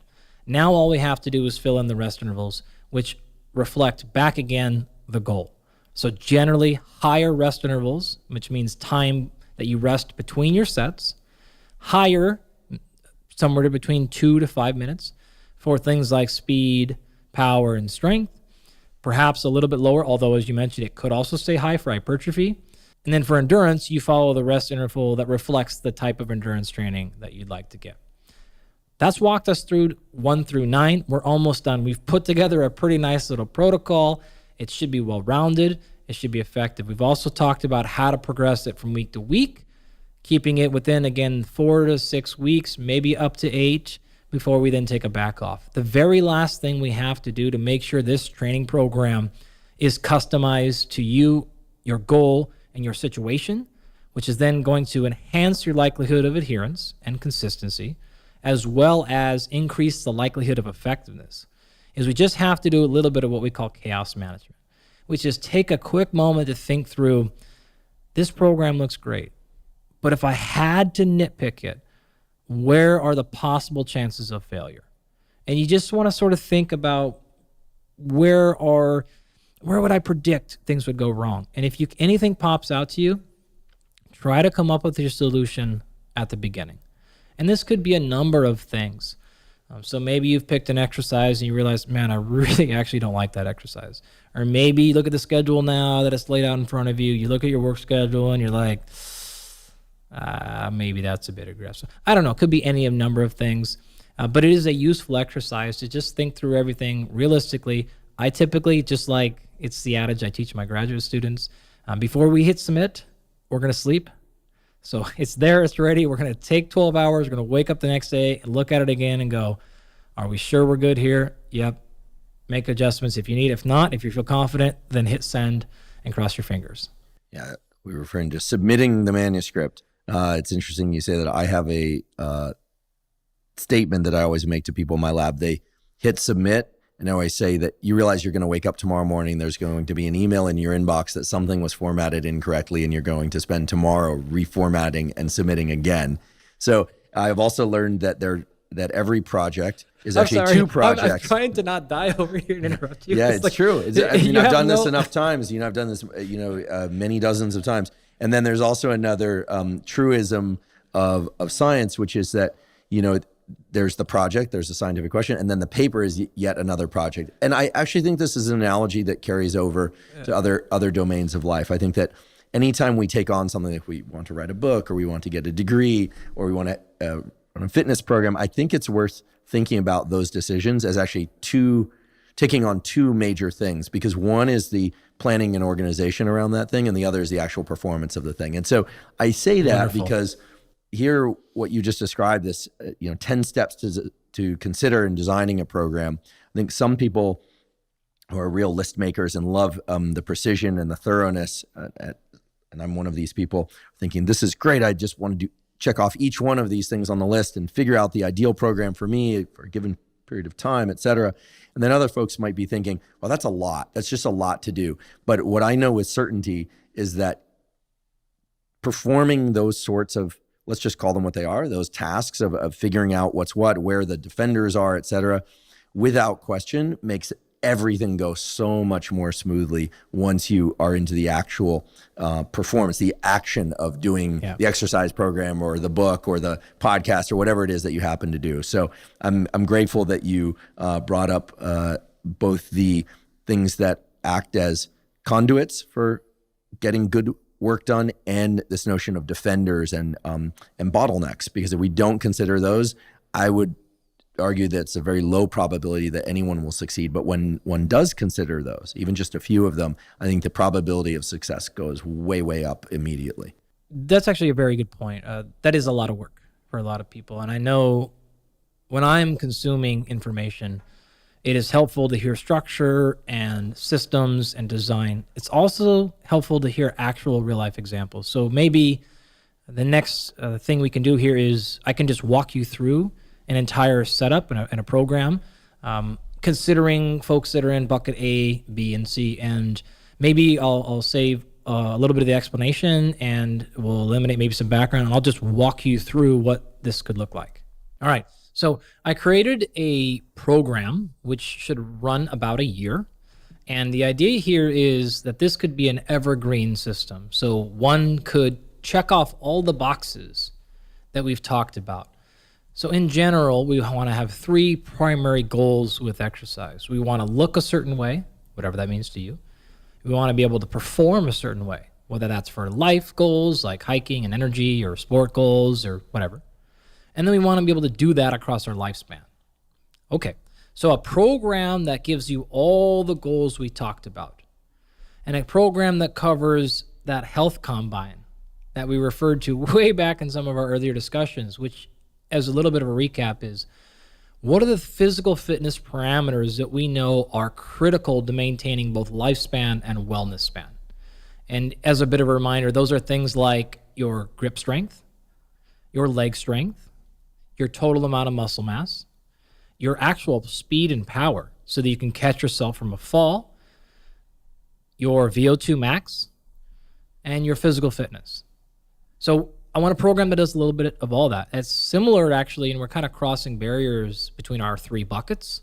So I need to be able to control my fat. I need to be able to have enough muscle. That muscle needs to have enough function. And I need to be able to maintain range of motion so that I don't lose flexibility and get hurt. And then I need to have a good VO2 max, as well as to be able to sustain energy over time. So that was the goal of my progress. Now, a couple of other things that we haven't chatted about, which are very important. You have mentioned, I think, on a previous podcast about the importance of seeing light. Is this something you've covered at one point or another? I joke that I'll be going into the grave and they'll be shoveling dirt onto me, and I'll be telling people what I'll tell you again now, which is to get 5 to 30 minutes of sunlight viewing as early in the day as possible, ideally from sunlight. That's why it's called sunlight, or from bright lights of another kind if you cannot get sunlight. And also get that in the evening, and then avoid bright lights between the hours of 10 p.m. and 4 a.m. unless you do shift work, in which case check out our episode on shift work. Amazing. So we've got a little bit of a juxtaposition where people are like, I need to work out and do all this training, but then I'm also supposed to be outside. Okay, how do I blend those 2 things into my training program? Cool. So I checked that box as well. I built that in. The last thing here is we've talked about structured exercise, and just in this episode, we've really opened up into non-structured exercise, hiking, sports, things like that.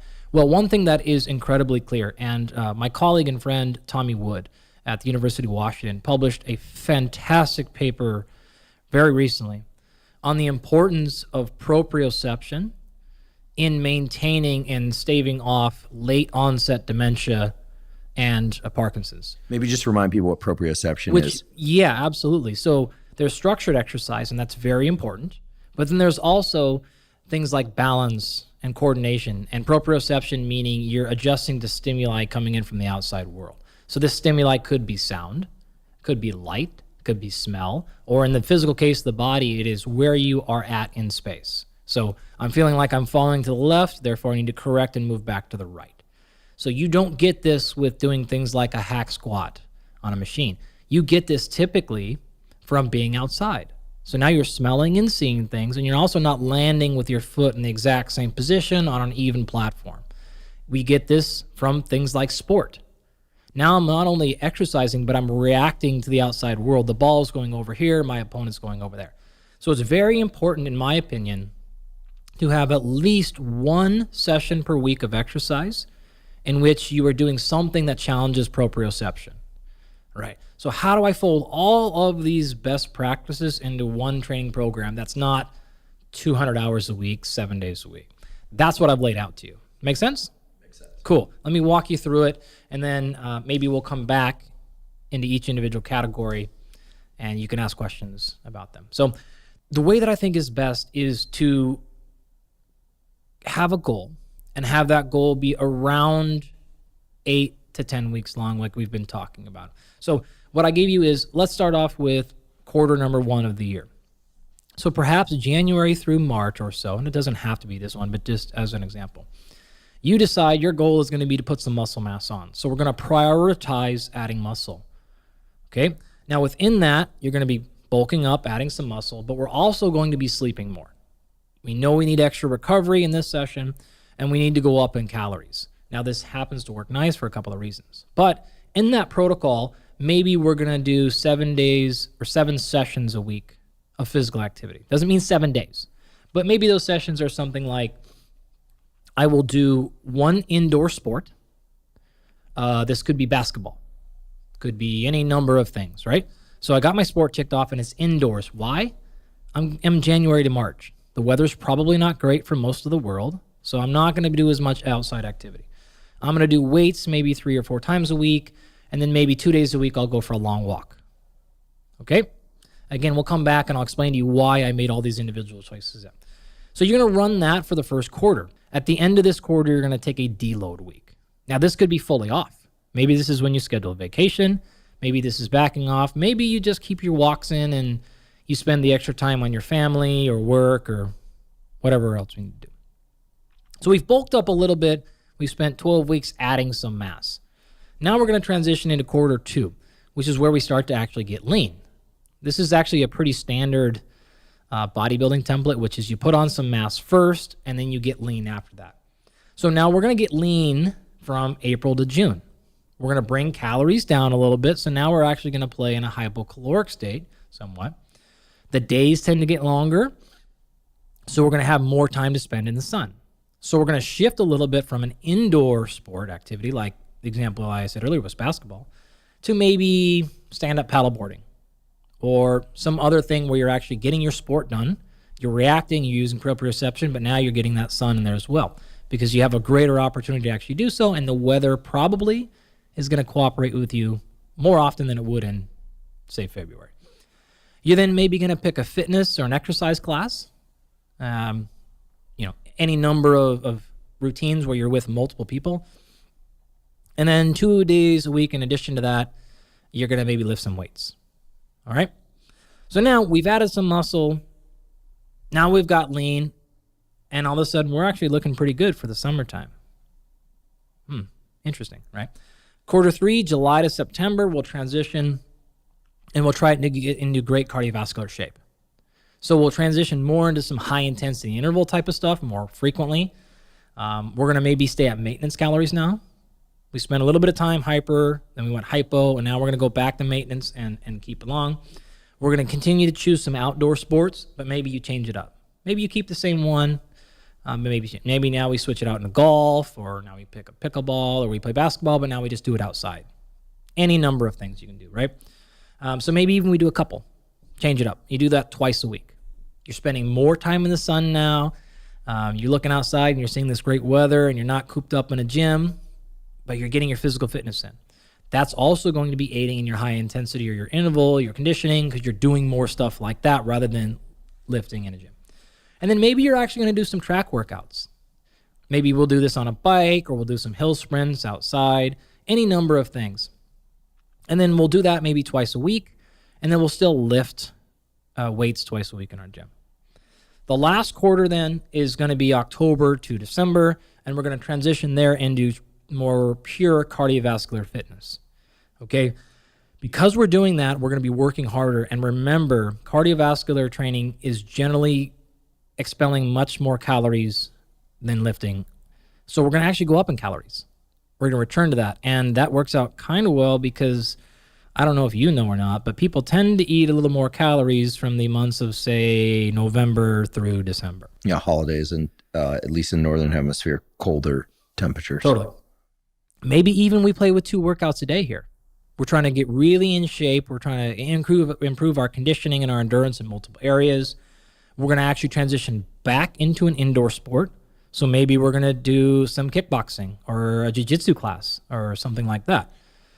We're going to maybe hit the cardio machine once or twice. Now we're hopping on a Stairmaster, a VersaClimber, maybe getting an assault bike going, something like that. Maybe hit some machines and do our lifting there. Maybe we had spent the rest of the earlier part of the year on barbells and dumbbells. We'll transition to some machines, and then we'll still try to get outside and walk twice a week. Okay? And that gets us our outside activity, but it's not necessarily a structured program. So we got 15 minutes where the weather's breaking a little bit, so let's get outside and get a walk in. All right? So that's the overall structure of everything. I would like to actually go back to the beginning now and kind of walk through each one of these things in detail and explain why I chose certain things. I've kind of given some hints already, but I think it'd be helpful to walk back to the beginning and start there. Great. I love the overall structure.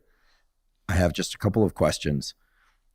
The idea of training mostly for hypertrophy, January through March, makes sense, followed by a period from April through June, focusing primarily on fat loss.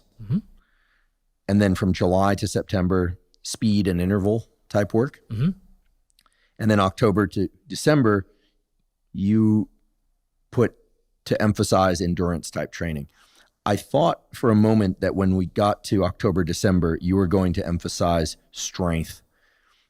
And I'm wondering whether or not there's any incentive for training for strength October, December, so that when one arrives at the hypertrophy training January through March, we're that much stronger.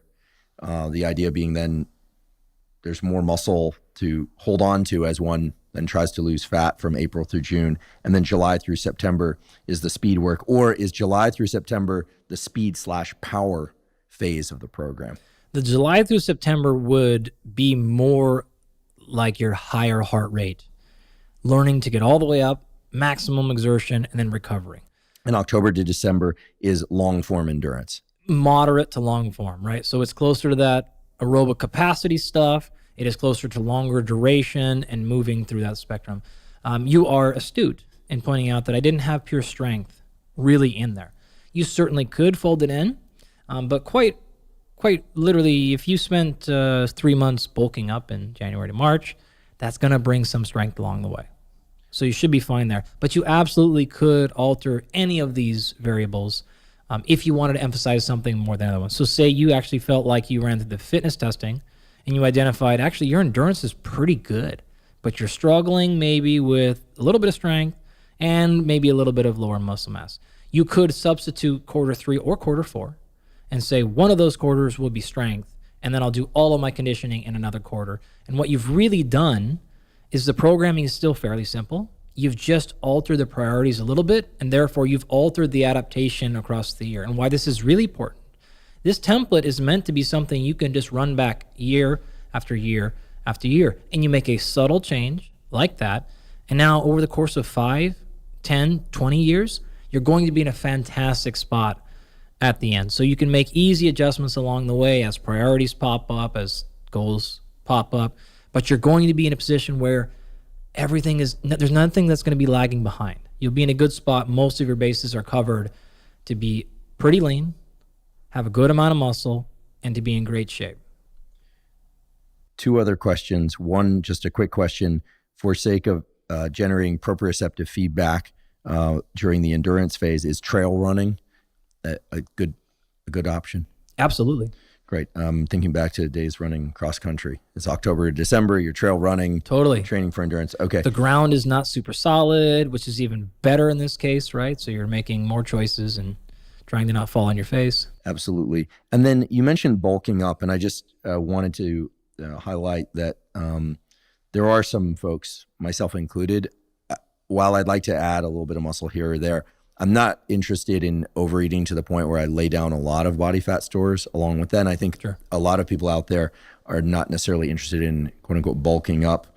I also, my understanding of the literature, and tell me if I'm wrong, is that while there does need to be some sort of caloric surplus above what is required to maintain body weight in order to build muscle, that many people who try and quote unquote bulk up basically just end up expanding the size of their cheeks and face along with their limbs and torso. I'm not trying to poke fun at them, but the idea of deliberately overeating to the point where a lot of body fat stores come along, I would imagine that would just make the April through June phase that much harder. Correct. And I'm not sure it's ever been studied directly, but I can't imagine it's all that healthy to bring along a lot of adipose tissue in one's pursuit of hypertrophy. You're absolutely correct. We have not gotten into the nutritional details there, but yeah, thank you. Good clarification point. A couple of things. You're not going to be doing this very long. It's 12 weeks, right? We're not going to be 6 You haven't or 8 seen months. me eat. Number two, just since we're here to clarify, the literature is ongoing in this area, and there's actually a handful of studies that I know are coming soon.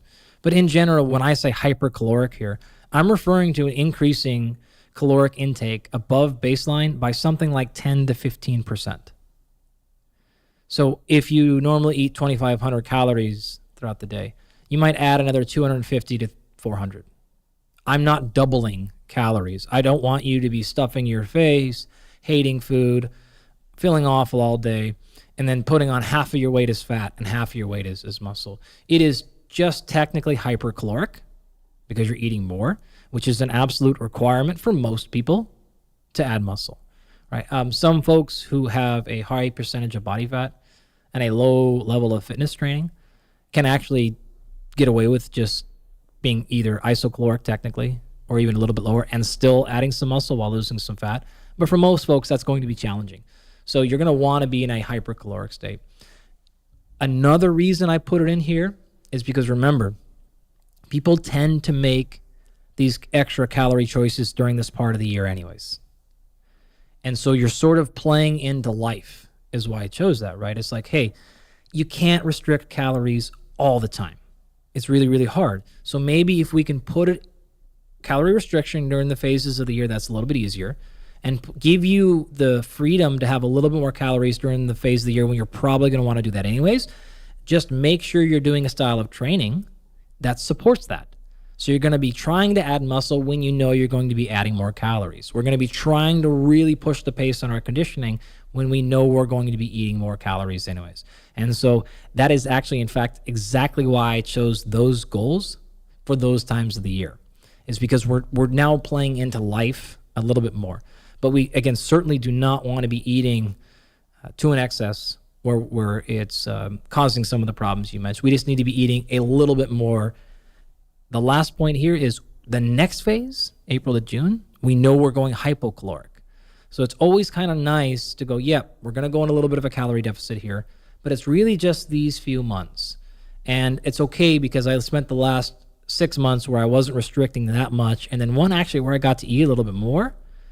And now, cool, not hard for me to convince somebody to go, we're going to bring the calories down right now, or in a month and 2 months, and it's just going to be this 12 or 16 week phase or whatever you end up being in there. So those were some of the rationale that I was thinking of when I decided to do that. But thank you. That's a very important point in terms of the hypocaloric.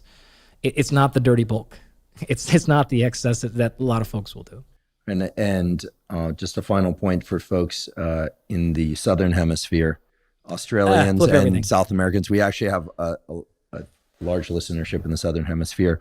Of course, adjust accordingly, even though the holiday months are still in November, December. There are, of course, holidays all year long, folks. But many of the major holidays are around November, December, but it's summer down there. Just adjust accordingly. There's nothing holy about trying to achieve certain adaptations at certain times of year. It's more about trying to eliminate bottlenecks, defenders, as you mentioned, and it's really about the sequence. So if we go back to that first quarter, we're going to try to add some mass for the reasons I just described, right? It also tends to be pretty motivating. You're going to start the year off, you're going to want to train and get all excited because of your New Year's resolution, and you're going to see results immediately. We've talked about this in some of the previous episodes. The nice part about hypertrophy training is you see your muscles growing right now, where the endurance stuff tends to have a little bit more of a delayed gratification. So I'm going to give you a win early. Okay.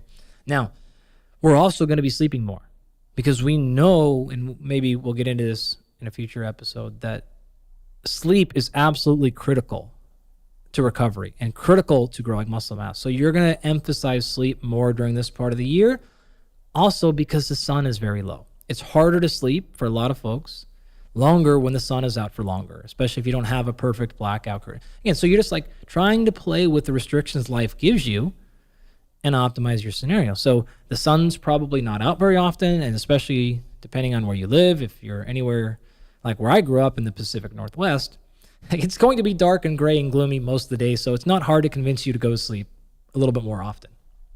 So we'll do that. That's also, again, why I chose an indoor sport, that activity. You're going to not shoot yourself in the foot. Being in the gym when it's cold and crappy outside is not that hard to convince yourself to do. So you're going to be lifting your weights, say 4 times a week. And then again, getting some outside time in the form of a walk so that you can do it in the middle of work if you have to, or catching 20 minutes here or there, whatever it needs to be. The chances of you missing that walk are little, and you'll still get some outside time. You've talked about the importance of getting sunlight in, even if it is overcast, so you can still nail all those boxes and be in a pretty good spot at the end of that quarter. Okay, so moving on to quarter 2 then, April to June. A lot of people want to look good during the summer months. You're more likely to be outside. You're more likely to have your shirt off because it's hot, because you're either on vacation or going to the beach. So let's play into that a little bit. Let's let people look a little bit better, if that's what they determine to be looking better, during the months when they're more likely to have that. You're also more likely to have things like weddings over the summertime. People don't get married often in the winter. And so people want to look good for these events. So let's play into what a lot of people already want, and let's help you get leaner. Not a lot of holidays that involve eating during that phase, and so you're not going to feel like you're missing out on a ton of life outside of maybe a few smaller holidays in that phase. The days are getting longer, and so we're going to choose to get in the sun more often. We can start getting a tan better. We can start getting ready for summer. And so this is why we exchanged our indoor sport for an outdoor sport, surfing, hiking, cycling outside, whatever the thing is you want to do. There's tons of them. Kiteboarding, like I said, skateboarding. There you go. Get out and start skating a little bit, whatever it needs to be. So we'll do that once a week or so. And then I actually threw in a fitness class here. And there's a couple of reasons. One, now it's sort of nice to take the pressure of programming off. It's also nice to, if you've been lifting by yourself, to get in there and lift with somebody else. It's also nice to now have some social interaction. The gamification, the group, the scoring stuff that happens in fitness classes is very, very powerful. It tends to be somewhat fleeting, so it won't last for a long time for some people, others it does. And so if you pepper this thing in and you know you're gonna join this activity class, even if it's not great and the program design isn't perfect, it's fine for 10 weeks. In fact, you may really, really enjoy it. And also, again, gives you something new to think about. Music is on. You're out of your house if you're lifting at your house. You're in a different part of the gym. The schedule's a little tighter. So you can't just go work out whenever you want. You got to sort of show up when the class is going, and you'll probably find that you just love it. You also get some social interaction, right? Which is something that's also very important that we haven't really discussed yet if you're out playing basketball by yourself or whatnot. So this is just another thing I'm trying to fold in that still allows you to check off multiple boxes of things that are healthy for you. You've had episodes on the importance of social connection and interaction. We talked about that in the quad breakdown of making sure you have relationship time and things like that. So throwing in a fitness class and just doing, honestly, something quite different is pretty fun. But then still keeping 2 days a week where you're doing a traditional strength training thing so you have some quality control there. Lastly, you can also then make sure you're hitting any specific movements or muscle groups that are very important to you. So you don't get to control that in your fitness class, but now you can at least do the gym and make sure you hit that muscle group that you have an interest in it. So now we're feeling pretty good. We're rolling into the summer. We're pretty lean.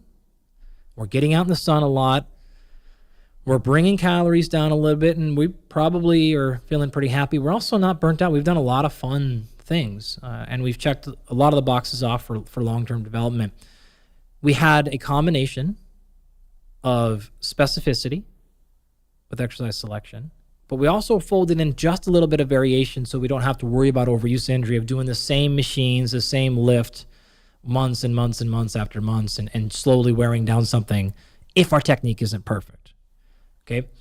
So now we're going to go into our quarter 3, which is the summer months, basically up here at least, July to September. We'll transition. It's been a while since we've done some conditioning. All right. So we may have lost a little cardiorespiratory fitness. We may have, not feeling great anymore. Maybe energy throughout the day, stuff is starting to leak down. So we're going to get in shape. We're going to push our heart rate high, and we're going to bring the calories back up. The summertime, 4th of July, other holidays like this where eating is involved. Maybe you're going to sporting events and things like that. Our sport choice is often going to be outdoors. But in fact, what you'll notice here is I've ramped the sport choice up to twice a week. And in fact, I would encourage you to do 2 different types of exercise. And one of the primary reasons for that is to spend more time outside. A challenge we often see with people with exercise is going, man, it's so nice outside. I can't go sit in the gym for 45 minutes. Right? I don't have that much free time. And then Huberman's over here telling me I need to get direct sunlight more. And like, how am I going to fit this in? Well, do your exercise outside. Enjoy it. Now, if you live down here like us, you take sunshine for granted. But a lot of people I know, it's like, it's only nice for 2.5 months of the year. Get outside. So let's push more of our fitness training to outdoor activities. These sports can be intense or not, right? It could be go out there and swim hard, get in the ocean. You're going to do open ocean swimming instead of swimming in the pool indoors or whatever the case may be. So we're going to give ourselves more of a priority of being outside, we've looked pretty good, we're a little tan, and we're enjoying all the benefits of training outside and the lack of structure. Still, we have structure, but not so specific like the machines and the weights give us. Maybe even now we're doing some track workouts. So now we can do something like sprint the straightaways, walk the corners. And we don't have to, again, do our conditioning on the same Stairmaster or Air machine or whatever we're on. So we're going to enjoy some stuff like that. We're going to be athletic. We're going to run. We're going to move. We haven't talked about that yet, right? Everything has really been about sort of structured exercise. Well, now we're going to do some sprint work. We're going to get out and see that, which is a really important human quality that I think is important to not lose, is actually ability to sprint. So we'll do that. And then we'll still make sure we lift twice a week for the same reasons I talked about in the previous phase. So we make sure we have some quality control there. We maintain some of the muscle that we built in the quarter before. We don't lose too much strength. There is very good literature to suggest strength maintenance can be done in as little as 5 sets per week for a very long time, really up to 8+ weeks. If you do a little bit. So you're touching it enough to where you're not going to get really, really weak. But what you wouldn't want to do is go 12 or 16 weeks where you lifted no weights. And maybe you got in great shape, but you're going to feel very weak after that. So maybe that number could come down to 1 time a week if you really wanted it to. But 1 to 2 days a week where you're lifting the big exercises, the muscle groups and movements of interest, and you're good to go. Then lastly, we roll into our final quarter, which is October to December. And we're going to really get in great shape. The sun is starting to come down. We're rolling into the holidays. Weather's getting worse. We may have other outdoor activities we want to do, like in my case, you're going on a hunting trip, you have some travel, conferences, whatever the case may be. And so we're going to choose an indoor sport. And I love combat sports, so the example I gave earlier was like jiu-jitsu, or maybe you just transition your basketball to inside, or your pickleball comes inside, or whatever it happens to be. And you're still going to have that twice a week. And then maybe instead of the track workout outside, you do that same workout indoors now, back on some sort of machine or something like that. Our weights are actually now down to once a week because we're really pushing the pace on cardiovascular. We're doing it once a week to maintain it, to not lose and get too far behind. But we really want to bring up our VO2 max. We want to bring up our efficiency, our cardiac output, and everything like that. And we're still going to now walk twice a week so that we get something outside. And I talked about why, again, it's nice to have that flexibility of not having to train outside, because now you got to warm up and do all those things. You just get out and get a walk in. You still get the outdoor experience. So we run through that entire thing, and then you just start back the next year. Ideally, again, at the end of every quarter, you take a week off, whether that is a true full week off, which I'm fully in support of. I mean, friends, we're only talking about 4 off weeks a year. That's absolutely fine. Or it could even be a slight deload week if you want it to be. So we shouldn't run into too many issues of overuse. We have a lot of variety. We get a lot of movement patterns in because we're mixing in sport with machines and dumbbells. We're mixing in social interaction. We're mixing in the sun. We're mixing in enjoyment. We're mixing in fat loss, strength, hypertrophy, some cardiovascular endurance. We're mixing in calories in high. We're mixing in a little bit of calories low. And we're trying to hit as many of these nodes as possible. If you also wanted to cut each one of these a little bit short and repeat your fitness testing at the end of every quarter, you could. I would probably recommend doing it at least once a year, perhaps doing it maybe the third week of December or so. So you run that testing, that's your last week of training, then you get to go on your vacation break. You come back at the beginning of the year, you've got new goals, new targets, and you go. If you wanted to repeat it twice a year, do the same sort of thing at the end of June, it's fine. I know I laid these out as quarters, which is generally 12 weeks with one back off week. But if you wanted to make it 9 weeks and a testing week and then a back off, or 10 weeks, it's fine. It's close enough. So the last little thing I want to say is, let's assume you're doing the 12 weeks and you're going to have a back off week at the end of the 12 weeks. I would actually still then recommend having at least one back off week halfway through. So it would look like this: 5 weeks hard, where you're progressing. You're going up, up, up, up, up. Every week you're either increasing volume intensity like we talked about a few minutes ago. Then week 6, deload. Go down to 70% volume and intensity. Come back, go hard for 5 more weeks. And now week 12 is your true off week where you, again, take the whole thing off. If you do that, you now have 4 weeks a year where you're totally off. You have 4 weeks a year where you're really backing down. And you just have 5 week segments all year round where you're just going to push it hard for 5 weeks. You're going to get a break. You're going to reset. You're going to transition a little bit. Now, as I started this conversation off with, there are many ways you could structure your training program throughout the year and hit those primary goals we talked about of looking fantastic, feeling amazing, and being able to do that your entire life. All I can tell you, though, is I know this model works because we've done this a lot with our clients in our Rapid Health Optimization program. And this spans everything from 25-year-old folks who are competing in the Boston Marathon to a lot of individuals who have never exercised before, who maybe have done a little bit of exercise. In fact, it's quite literally all 3 of the buckets you laid out. We've had clients in all of those areas, both men and women, young and old. And we've had a tremendous amount of success transforming their lives using a very similar model to what I just laid out. I find that overall structure to be immensely informative. And I'll tell you why in the context of a number of examples of myself, although that's the least important of them, frankly, but examples of family members of mine and friends of mine who've undertaken consistent exercise training programs, but that haven't varied the program so much. And here again, I think of the person who really loves to swim. They have a low barrier of entry to the pool or to the ocean. They love being in the water. I am not one such person. I like being in the water, but I don't motivate to drive to the pool or to bike to the pool or to get into the ocean that often. Once I do it, I enjoy it. But for me, it's running and lifting weights, and it has been for a very long time. I have a family member, close family member, who doesn't really like quote unquote exercise, but loves dance and dancing. Going out dancing, yes, but dance classes in particular. Really enjoys it. Loves to be distracted from the fact that she's doing exercise and just really enjoys it. And it actually is a very good dancer, despite the fact that she's related to me. And on and on. There are many examples, I think, of folks that fall into the different bins that we talked about earlier, but that also tend to default towards a given structure of training one way and doing that throughout the year. I can tell you right now that I'm personally going to modify my schedule according to this 4 quarters per year. It actually works because I've mostly been on the quarter system in academics for a very long time. I was at a university that had a semester system once, but this quarter system is actually the one that we follow academically. So that's one reason why it's a natural fit for me.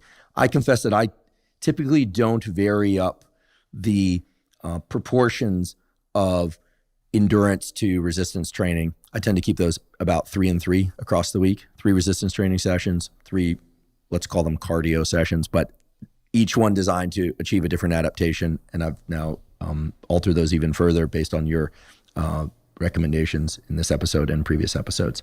But what I have not done is to really think about deload and to really stick to the structure that I set out to accomplish across the year.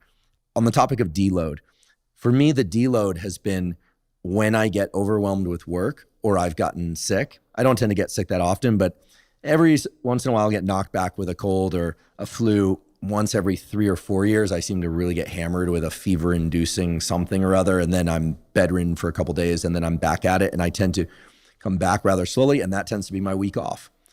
But I'm beginning to wonder whether or not part of the reason I hit those streaks of, being overwhelmed by sickness or by stress is that I have not done a deload period. So one of the things that I'm going to immediately implement is a periodic deload according to the program that you described. And I'm also going to start matching my specific goals for each quarter with time of year. I don't think I've done that, and it's not because I live in California.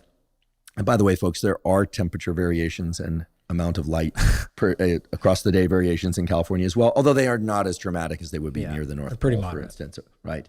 But of course, some of the listeners are at the equator, so they have the opposite issue. In any event, I'm definitely going to do that. I'm going to start incorporating regular deload periods. And I am going to be very dedicated, very disciplined about sticking to a program for 3 months devoted mainly to hypertrophy, then a 3-month program devoted to fat loss, then a program devoted to, aerobic output, and then one devoted to endurance. Although I must say it's very tempting for me to do a very specific strength dedicated portion. Sure. Because I don't tend to be particularly strong. I'm not weak, but I'm not particularly strong. So I might consult with you as to how I could vary endurance and strength. In any event, I love the idea of a macro structure, and I love the idea of deloads in anticipation of being able to go further in the long run in terms of results. I'm hoping this next year, because we're just on the cusp of a new year, will be the first year in which I don't find myself getting some bug or virus or whatever it happens to be from time to time and having to back off on training for that reason. And that prompts a question. And it's something that I want to get into in more detail with you when you describe recovery in an upcoming episode. But a couple of quick questions, maybe there's some short or shortish answers you could provide. If I'm not feeling well, like I really had a poor night's sleep, maybe just 2 to 4 hours of sleep for whatever reason, train or don't train? That's the first question. Second question is, if I'm starting to feel a little bit of a throat tickle and I'm in that phase of denial, like I don't get sick, I'm not getting sick, and would I be better off bundling up some hot liquids, getting into bed, sleeping a little bit more, et cetera, and protecting myself against that, or would I be better off training? And then the third question is, if I've already succumbed to a bug, but it's not a severe bug, I don't have elevated body temperature, so no fever, I'm not hacking up, not productive cough or anything like that, but I'm feeling just kind of not well, head coldish, sort of thing comes to mind, and it's not seasonal allergies, train or don't train, leaving aside the point of whether or not, I'm in a position to, get anyone else sick, because obviously that's a bad idea. Okay. Right. So lack of sleep, I would say 30 to 40% of one's typical sleep the previous night, train or no train. Starting to feel like one might be getting ill. And then the third category is coming back from being sick. Okay.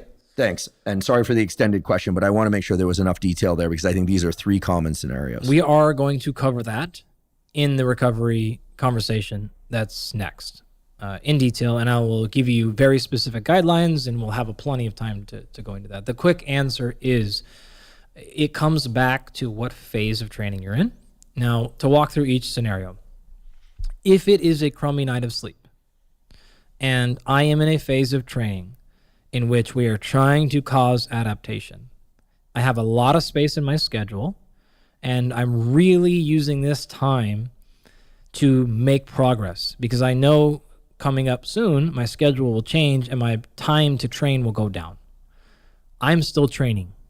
I might use a bunch of tricks that we have for feeling better instantaneously. We call these little hacks. These are acute hacks. These are not chronic hacks. I'm going to push the pace. If it is really close to a deload week, say it's Wednesday and I start my deload next week, or this is not one bad night of sleep. This has been 4 bad nights of sleep in the last 5 days. This has been 6 kind of crummy nights over the course of the last 9. And you're starting to see a larger pattern, and that's a different answer.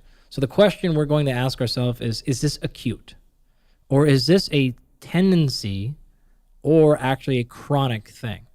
If it's acute and we're close, we're going to train through it. If it's acute and this is not a phase of training where we're trying to really push, then maybe we back off a little bit. If it's the opposite, though, we need to probably make some changes and give ourselves some recovery. This may include anything from a moderate training session. Maybe I'm going to go in the sauna and sit through that and then do some breathing drills and some mobility stuff. All right, great. Maybe I'm going to, again, go to the gym and ride the bike at 50% heart rate. Something restorative like that. Gives you a little bit of energy but doesn't beat you down. And that's probably where we're learning. If you're feeling sick and you think it's coming, I'm probably going to do option 2 as well, which is some sort of restorative training. So again, this tends to be moderate. Could be weights. Could be any of the stuff. Maybe you're going to go out for your swim, but we're not going to push past probably about 70%. We can absolutely induce immunosuppression with excessive training. And so you may want to walk out of that. The last case, which was, I think, phase number 3, you said there, which is sort of like, I got a pretty gnarly cold right now. Am I going to train? Most of the time, for most people, I'm just going to say, just shut it down. Get out of there, right? If you're not going to be able to get productivity done there, you may be better off either going and sleeping, catching up on work, doing other stuff, so that the next time you go to train, you don't feel behind, and we can give a good solid effort for it. So I know other people who will train right through it. I tend to not, to be totally frank. If I'm feeling kind of junky, I'm really not going to train. I may actually probably do some hot water immersion, so bath, jacuzzi, things like that. I actually like those better than I like sauna. If one is ill, or you just like them better than sauna generally? Both actually. Oh my! The first person ever I've ever met or come on this podcast to say you like baths and jacuzzi more than sauna. Yeah, absolutely. I may even do some ice. Probably not a ton though, because you got to be careful there. That's a big stressor. Mm-hmm. And if you're already over the line, you may be adding past there. Or I may go sleep. If I'm feeling very, very, very sleepy, and sometimes depending on what kind of a bug you get, that can happen, I will just sleep. And that might be the best choice you have. If that means you kick the cold half a day earlier, then you just won in the aggregate. So those are probably, it's a little bit of insight of the algorithm that I'm running with those things. Those are highly informative answers. Thank you. And I look forward to our discussion about recovery so that we can go into even more depth on how to recover. The last thing I do want to say here is kind of going back to our quarter system. The examples I gave with the bulking up, losing fat, and then getting into better fitness and cardiovascular fitness at the end, those were just samples. Friends, please don't take that literally. If you want to emphasize strength more, put in some more strength. If you want to emphasize a different one of our 9 adaptations, great, do that too. If you're somebody who has a lot of body fat to lose, then maybe put that for 2 consecutive sessions or every other. You can modify them. We've talked about 9 very specific training adaptations as well as then fat loss. I only gave you 4, which is just meant to be a sample that you can roll in or out, but use those priorities to adjust that system according to what is important for you now, 5 years, and then 45 years down the line for whatever that may be. So you are absolutely free to modify the order. You're absolutely free to modify the primary outcome, and then adjust the specifics within each quarter based upon what is needed to do to optimize that outcome. I think maybe one more tool we can offer people is maybe giving the individual week a little bit more structure. So the system I laid out is sort of like month by month, and maybe we can lay out, say, a 3-day-a-week workout program and a 4-day-a-week program. That would still hit some of the same well-rounded adaptations that probably covers, maybe not individualized per bucket that we've talked about, A, B, and C, but it's going to cover 75, 80% of what would need to occur in all 3 buckets, and then you can use that last 25% for your individual goal or specialization. So maybe we can jump into that next. Great, let's hear it. The first one I want to give you is just a basic 3-day split. That again, same idea. It's a well-rounded exercise program. I actually wrote this all in an article that is on XPT's website, so perhaps we can link directly to that. I will just jump you straight to the answer. You can read more about why and details in that article if you'd like. But this is day 1, day 2, day 3. You could do these days where you split them up, actually having, say, 24 hours in between, or you could do these back to back. It doesn't necessarily matter. In this particular case, say day 1, you would start off and do a little bit of speed and power, and then you may finish that with a little bit of hypertrophy. Now, if you want to gain more speed and power, you just do more of it. If you want to maybe just do a little bit to touch it, and you really want to gain some muscle, you would do more of an emphasis there. So the template can stay the same, and you would just increase the amount of either adaptation, the speed and power stuff, or the hypertrophy, based on how high it is in your priority list. Those are combined together because, as we talked about earlier, they don't necessarily interfere with each other. You would do the speed and power stuff first because it wouldn't hamper the hypertrophy. If you did the hypertrophy first in that workout, it would probably compromise your speed and power. In that case, you would actually not be getting your adaptation. So day 1, you do that. And that could be a 20-minute workout total or a 2.5 hour, up to you. Then you would come back maybe the next day or 2 days later, whatever you'd like to do. In your second day of exercise, you would start off with a pure strength protocol, and you would finish that with what I'm calling just a higher heart rate. So this could be something like our anaerobic capacity stuff. It could be the aerobic capacity, something where you're getting up to close to high heart rate. It could be those 20-second bursts. It could be a 90-second burst, 5-minute mile repeats, anything you like. You can just sort of plug and play this in. You're getting to a spot now where you've had a little bit of speed, a little bit of strength, a little bit of hypertrophy, and you've touched a high heart rate. So we've checked off most of the boxes already in 2 sessions. Our last session then would be more of a steady state, long duration endurance. And so a 3-day-a-week split like that is going to be a pretty nice setup for the average person. So this could be a Monday, Wednesday, Friday, Tuesday, Thursday, Saturday. What's happening on the intervening days? Totally off, if you want it to be. So I set this up as in the best I can give you, Andy, is 3 days. Okay, great. If you have more, we could certainly improve it. But this was my worst case scenario. I've got other things in my life. The most I could do for exercise is 3 days a week. And given that it's 3 days per week, approximately how long are each of these workouts going to last? I would do whole body exercises for almost all that. I would do your full body parts. And I think you could certainly finish that in 45 minutes of work time. A little bit of time to warm up, some down regulation at the end. You could be in and out of that gym in certainly under 60 minutes. The reality of it is you could probably be out of there in under 50 minutes. The total work time could be 30, 35 once you get going.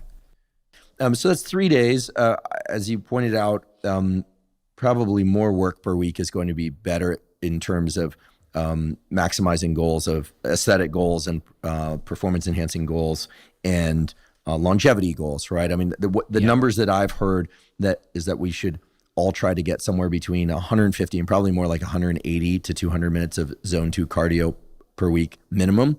But as I recall, you consider zone 2 cardio so low intensity that just walking around qualifies as zone 1, zone 2 cardio. Yeah, not to take us too far off track, but I think it's actually useful to differentiate what I consider to be exercise and physical activity. So physical activity is out for a walk. It is using a walking treadmill while you're at work. It is, parking farther in the parking lot and taking more steps. These are all important. And what's clear, you are not going to reach, likely, optimal health by only exercising hard and then sitting around the other 23 and a half hours today. So it's very, very important, whether you want to do that in the form of zone 1 or zone 2 and hit 30 minutes a day. Various organizations will say things like that. You need to have 30 minutes a day of moderate to low intensity exercise. I don't really care. You can combine it like that if you want. What you don't want to do is just physical activity only, which is almost always going to be like zone 1 to maybe zone 2. You also don't want to go the other end of the spectrum, which is, again, like I lift hard 3 days a week, and then what do you do the rest of the time? Nothing. That's not optimal either. And so I guess the system I walked you through here, or the example rather I walked you through, is You would need to maybe supplant that with being physically active. If you work, say you're a nurse and you're on your feet, you're moving up and down, you're probably actually covering a decent amount of your physical activity because you might be at 15,000 steps a day. If you're sitting in front of your computer and you do this same 3-day split, you would probably need to go out of your way to make sure you're adding a bunch more steps in. So you might need to add several hours of walking to hit that 150, 180 minutes a week of physical activity. Because the program I laid out is, if you're doing really 45 minutes, 3 days a week, maybe 60 minutes, at best you've hit 180. In terms, 60 minutes times 3, 180 a week. So you might actually need to then throw in maybe some more specific walks. So you could do that in a number of ways. It could be, again, actual structured exercise. It could be simply, I'm going to do a 10-minute walk 3 times a day. It could be the exercise snacks that we talked about in a previous episode. So there's lots of ways to engage in more physical activity. But to me, those are different oftentimes than structured exercise. I think many people will appreciate that you put out there for us a 3-day-a-week protocol, because many people simply don't have more time to exercise. They're putting emphasis on these other bins in the quadrant. And, frankly, those other bins are very important as well. So wonderful that people can check off some critical boxes for aesthetics and performance and longevity with 3 days of work or workouts per week, I should say. What are some other schedules that people can follow if they're willing to dedicate a bit more time toward their fitness? Sure. If you wanted to do another sample of maybe a 4-day week, and again, to clarify this is, I'm really happy you said that. This is a 4-day week of structured exercise. This would not account your physical activity and moving around. Which everybody should be doing. Absolutely. Maybe this is something like day 1, you're going to do a strength training session and you'll stay in the 5 to 10 or so repetition range. A little bit of strength, a little bit of hypertrophy. You've checked off a couple of boxes. Probably whole body, so that you get all the body parts covered or close. We're looking at generally multi-joint exercises. Could be a combination of barbells, free weights, bands, machines, anything like that would be sort of day 1. You could come back the very next day, or you could wait 24 hours. But the second day of your exercise would be maybe your long duration. And this is actually sort of similar to how you set it up. You do a little bit of the inverse, but what you're kind of saying is, I'm probably going to be a little bit sore from day 1, and I don't have any free body parts that aren't sore. So instead of trying to do another lift or something, I'm just going to put in some restorative, longer duration stuff. Same exact principles for long duration we just talked about. Could be a swim, could be any number of things. Could be your sport. Could be you're out, go ride the bike and go for a jog in the sun, whatever you would like to do. If you're feeling better, maybe that's a little harder, longer. If you're feeling pretty beat up from the day before, maybe that's a little bit shorter and slower. You can modify it. Then maybe you take the next day off, or that's open. Your third day of exercise is now, instead of being in that 5 to 10 repetition range for your lift, you do something like 11 to 30 reps range. Also, this could be exchanged for something more like body weight, more muscular endurance type of stuff. So this is a great day. Maybe it's yoga. Maybe it is a gymnastics thing you're working on, or any of the many other styles of training that are not, quote unquote, lifting weights, but they're not just walking and hiking. So it could be a Pilates or equivalent, anything like this where you're going to get some muscular burn in there, but it's probably not any additional weight outside of body weight. Or if it is, it's fairly minimal, 5, 10, sort of 15 pounds. Something like that would be nice. Could also be done in a circuit. So we could hit our high heart rate and we could hit some muscular endurance in there. Group activity class might be nice here. Even maybe something like a spin class or a dance class. All these things could be great. And then maybe you even finish that with 10 minutes of some light weights to hit the body part you say didn't get. So maybe you did the dance class and then you finish and you do 10 minutes of upper body, sets of 30 to make sure you get a nice pump there, because your legs probably got some work during the dance class, but your upper body didn't. So you balance the system out a little bit. So all body parts got a little bit of muscular endurance. Your heart rate got really high, came back down, and you sort of checked both of those boxes. Now, it's important to remember the hypertrophy episode. Doing sets of, say, 15 plus repetitions per set is as effective as doing sets of 5 to 10 or 12 for hypertrophy, gaining muscle. It's not effective, though, for strength gains. So you wouldn't want to do this only because you'd really be doing nothing to improve your muscle strength. And you want to make sure that that box is ticked at least a little bit. Then again, you could take the day off after this, or you could roll right into your fourth exercise day, which would be your last exercise session of the week. And you would do something more of like a medium intensity. So this is a little bit higher intensity than our second day. And this could be something like, shadow boxing or hitting a heavy bag. It could be a little bit of higher intensity intervals, but not all the way up. So maybe this is, you're going to do a 1 minute on, 1 minute off on the bike, but you're only going to go to like 85, 90% heart rate. And then instead of going off during that 1 minute, you drop it down to 50%. So it would actually look like 30 minutes of straight work, but you would have a little bit of rolling intensity as opposed to staying really nice and restorative. It's going to be some work there. And you would finish it with something like 5 to 6 minutes total of max heart rate stuff, which lines up perfectly with that number you actually created in our endurance episode of hitting 6 minutes total per week of maximum heart rate or close.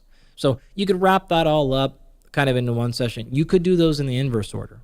Thorough warm-up, a few minutes, whether you want to do 30-second bursts or a minute bursts or straight 5 minutes. This is a protocol I like to use a ton on the assault bike. It is simply a good warm-up, 10 minutes solid warm-up. Recover, and then I'm going to go 5 minutes and cover as much distance as I can in 5 minutes. Brutal. It is brutal, and it's amazing. And you get a lot done in 5 minutes. 10 minutes on the back of that is a very gradual bring back to earth there. I actually, in that case, I don't need to do down regulation breathing because I've spent 10 minutes actually coming way back down. And the last 2 minutes or so of that is very deliberate 5-second inhale through the nose, 5-second exhale through the nose while I'm barely just moving. And you end up being in a pretty good spot. So that, again, time-wise, could easily be done in 30 minutes. And you'd be rounded off there. So the nice part about this 4-day-a-week split as well as the 3-day-a-week split is it does give you a little bit of flexibility. And so what I mean is maybe Monday your plan is to do the day one lift. And then any number of things popped up in life. Just shift it back to Tuesday. Rather than saying like Monday is leg day and then all of a sudden something happens, you miss leg day. It's just you're doing these things in order and you would like to get all 4 done in a 7-day span. But if it doesn't happen, fine. The next day you get to work out, you just go right back into the next workout. And it doesn't matter what day they land on exactly.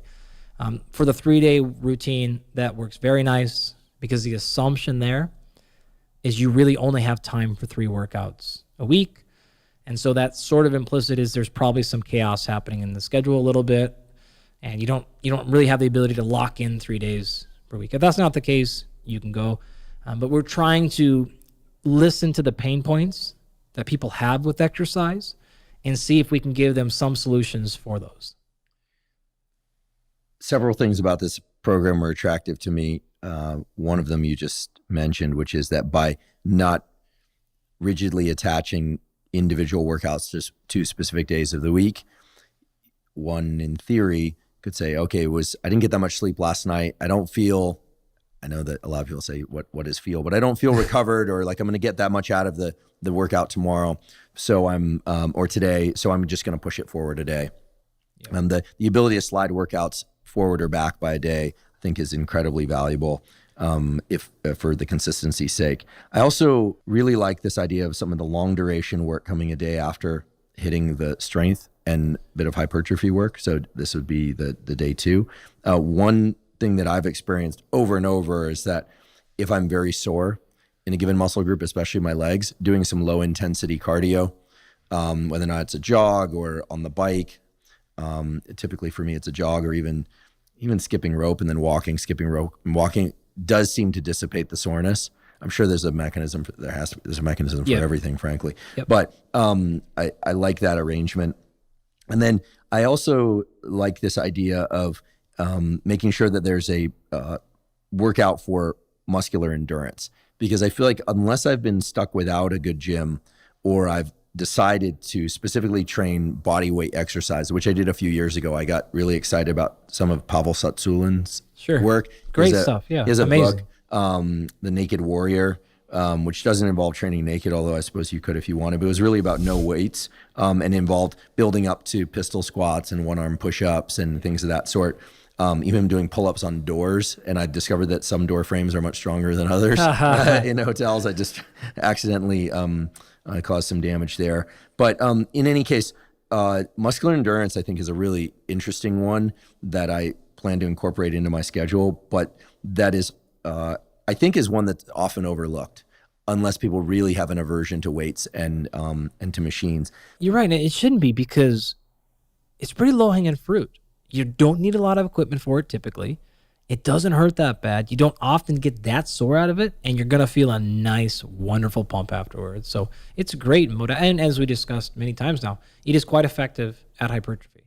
Yeah, I don't know if they fit specifically with muscular endurance, but if you look at the physiques, for example, on rock climbers, I mean, they have, to me, of course, they have, usually the experienced climbers have pretty remarkable body compositions. They tend to be lean and lithe and flexible, all those things that many people aspire to. But the other thing is their development always looks exceedingly balanced. You don't really tend to see climbers that are like overdeveloped in the torso and underdeveloped in the arms, or overdeveloped in the arms despite all the climbing and underdeveloped in relatively in the other limb movement. That's true for women and men.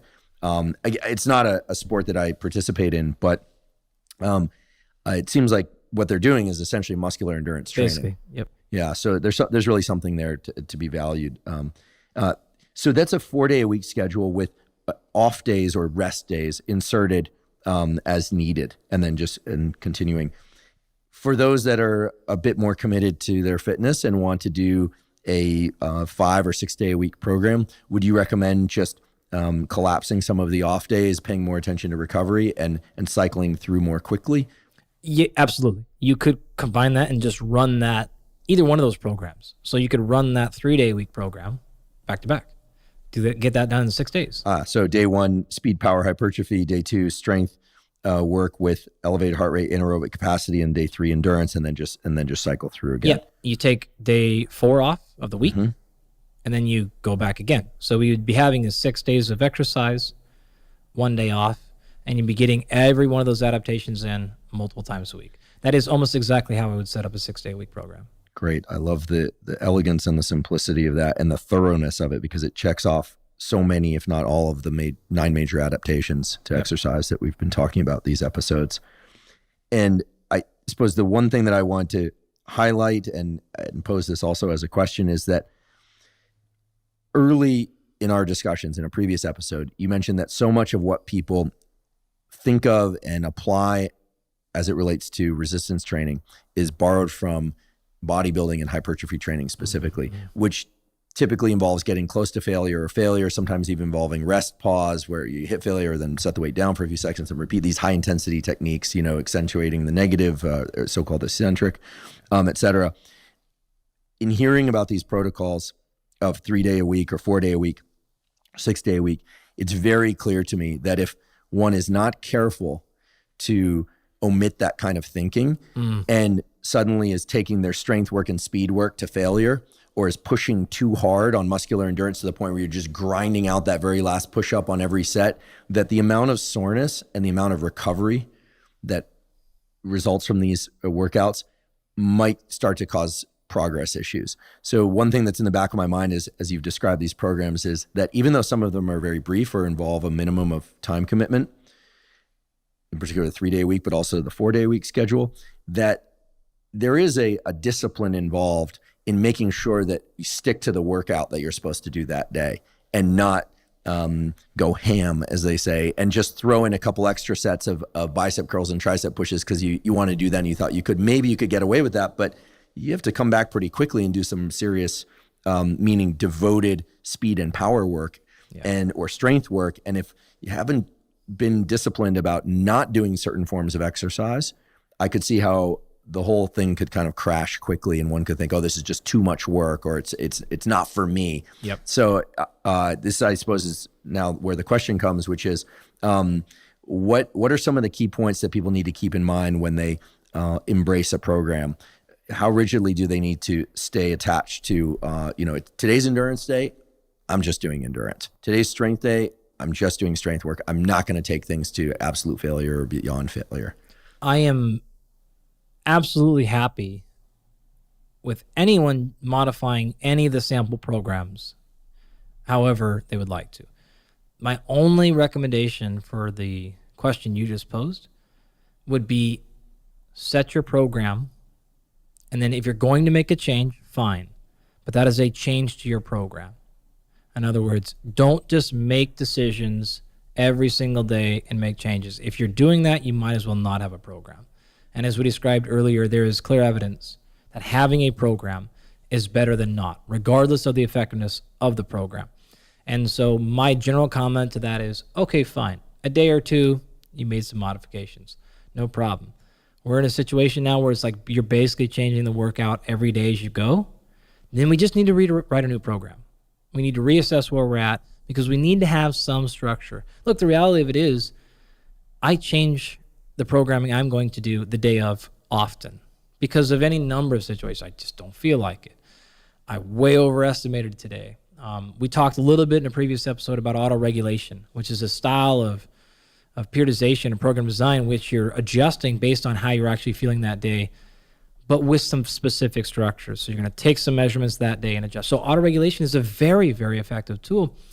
You just need to make sure that that auto is dialed. In other words, is it because your body actually needed something different, or is it because you're now just getting a little bit lazy?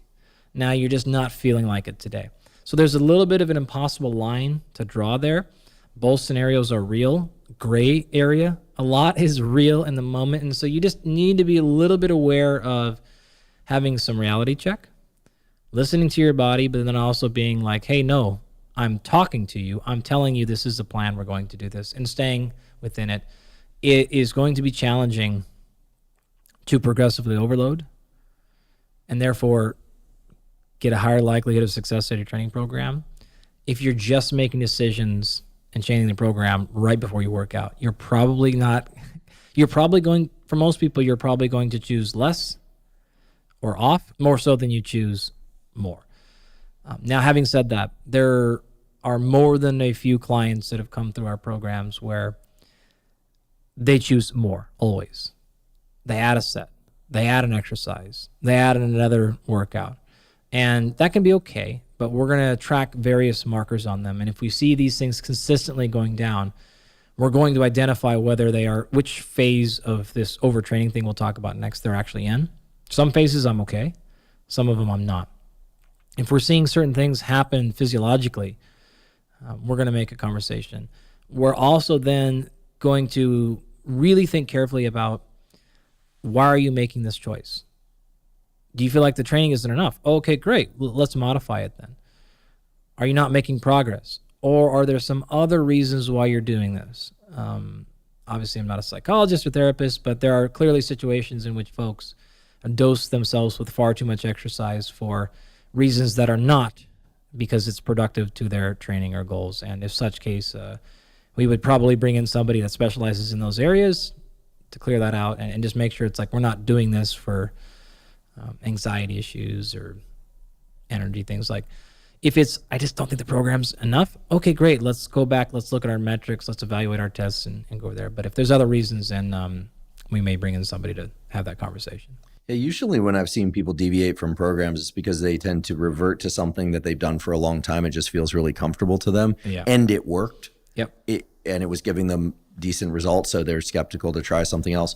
Or there is a phenotype of kind of haphazardness sometimes, especially if people get really caffeinated before workout and just want to throw something in. And then there's a third category, and this is one that I've had to contend with a lot in my life, which is that I really enjoy training with other people when I have the opportunity. Yeah. And a certain day rolls around where you're supposed to do something and not do other things. And people say, hey, do you want to go for a long ocean swim? Or you want to train, and you end up doing some, Kenny Kane, this one's for you, some ridiculous, 20 wall ball, CrossFit type workout, and I'm not acclimated for that sort of thing. Yeah. And then it does tend to throw things off, not because, no pun intended, Kenny, because there's nothing wrong with a 20 sets of wall balls if that's part of your conditioning. Yeah. But if it's not appropriate for where you are in your schedule, it really can disrupt what you're trying to do. Yeah. And even as a non-competitive athlete like myself, it's years since I've competed in any athletic program, but as a non-competitive athlete, I think there's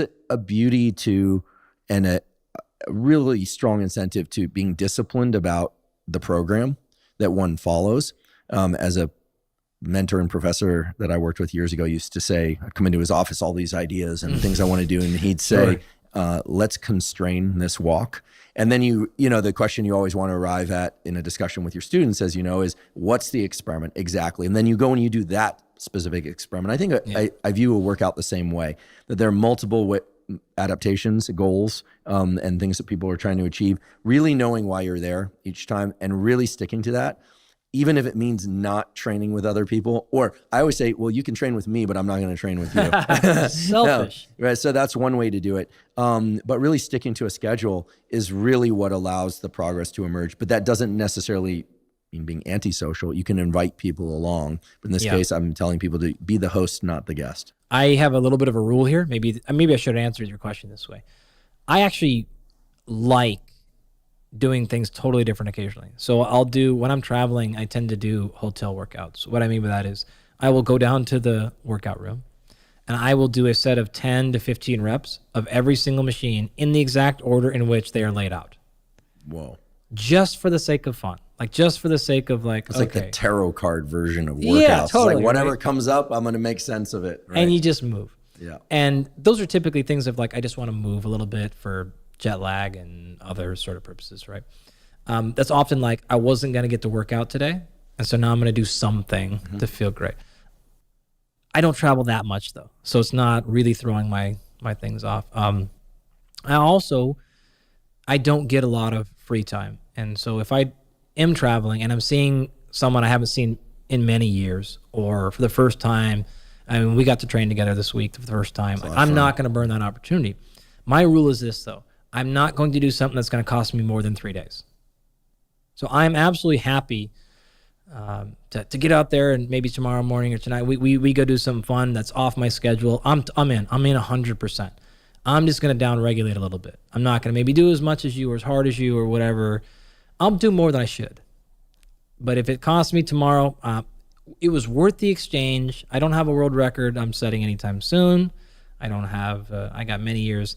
I'm happy to give up a couple of days of exercise to be a little sore that I need to be for the exchange of a lifetime memory. And this stuff is so important to me.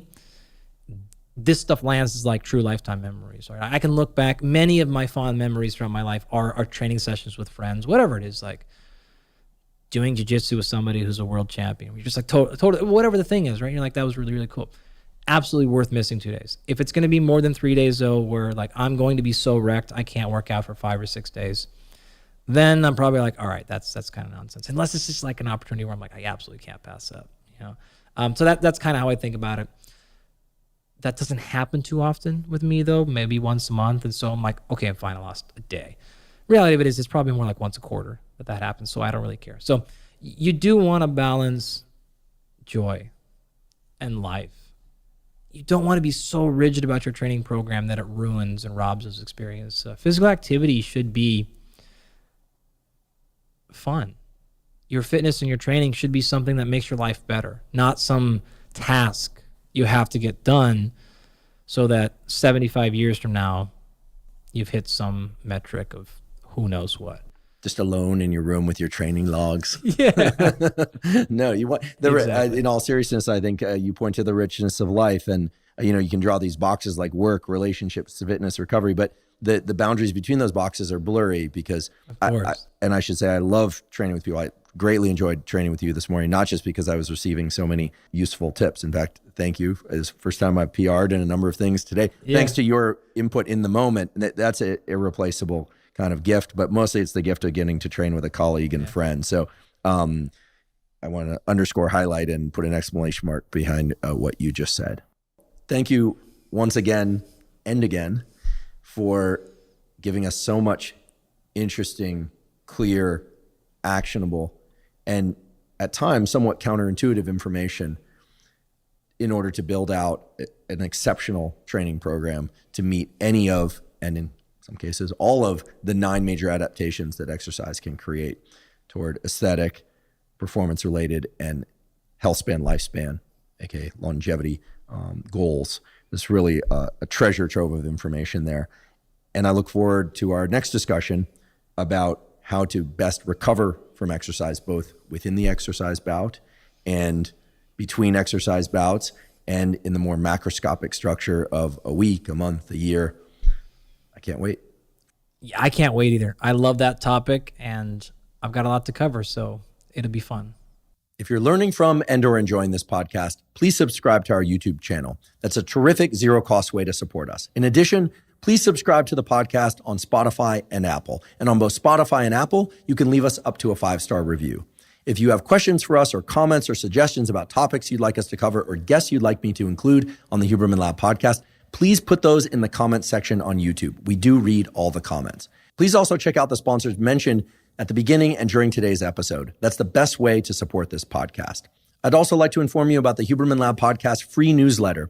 It's called the Neural Network Newsletter, and each month the Neural Network Newsletter is sent out, and it contains summaries of podcast episodes, specific protocols discussed on the Huberman Lab podcast, all in fairly concise format and all completely zero cost. You can sign up for the Neural Network Newsletter by going to hubermanlab.com, go to the menu and click on Newsletter. You provide us your email. We do not share it with anybody. And as I mentioned before, it's completely zero cost. By going to hubermanlab.com, you can also go into the menu tab and go to Newsletter and see some example newsletters from months past. Thank you once again for joining me for today's discussion about fitness, exercise, and performance with Dr. Andy Galpin.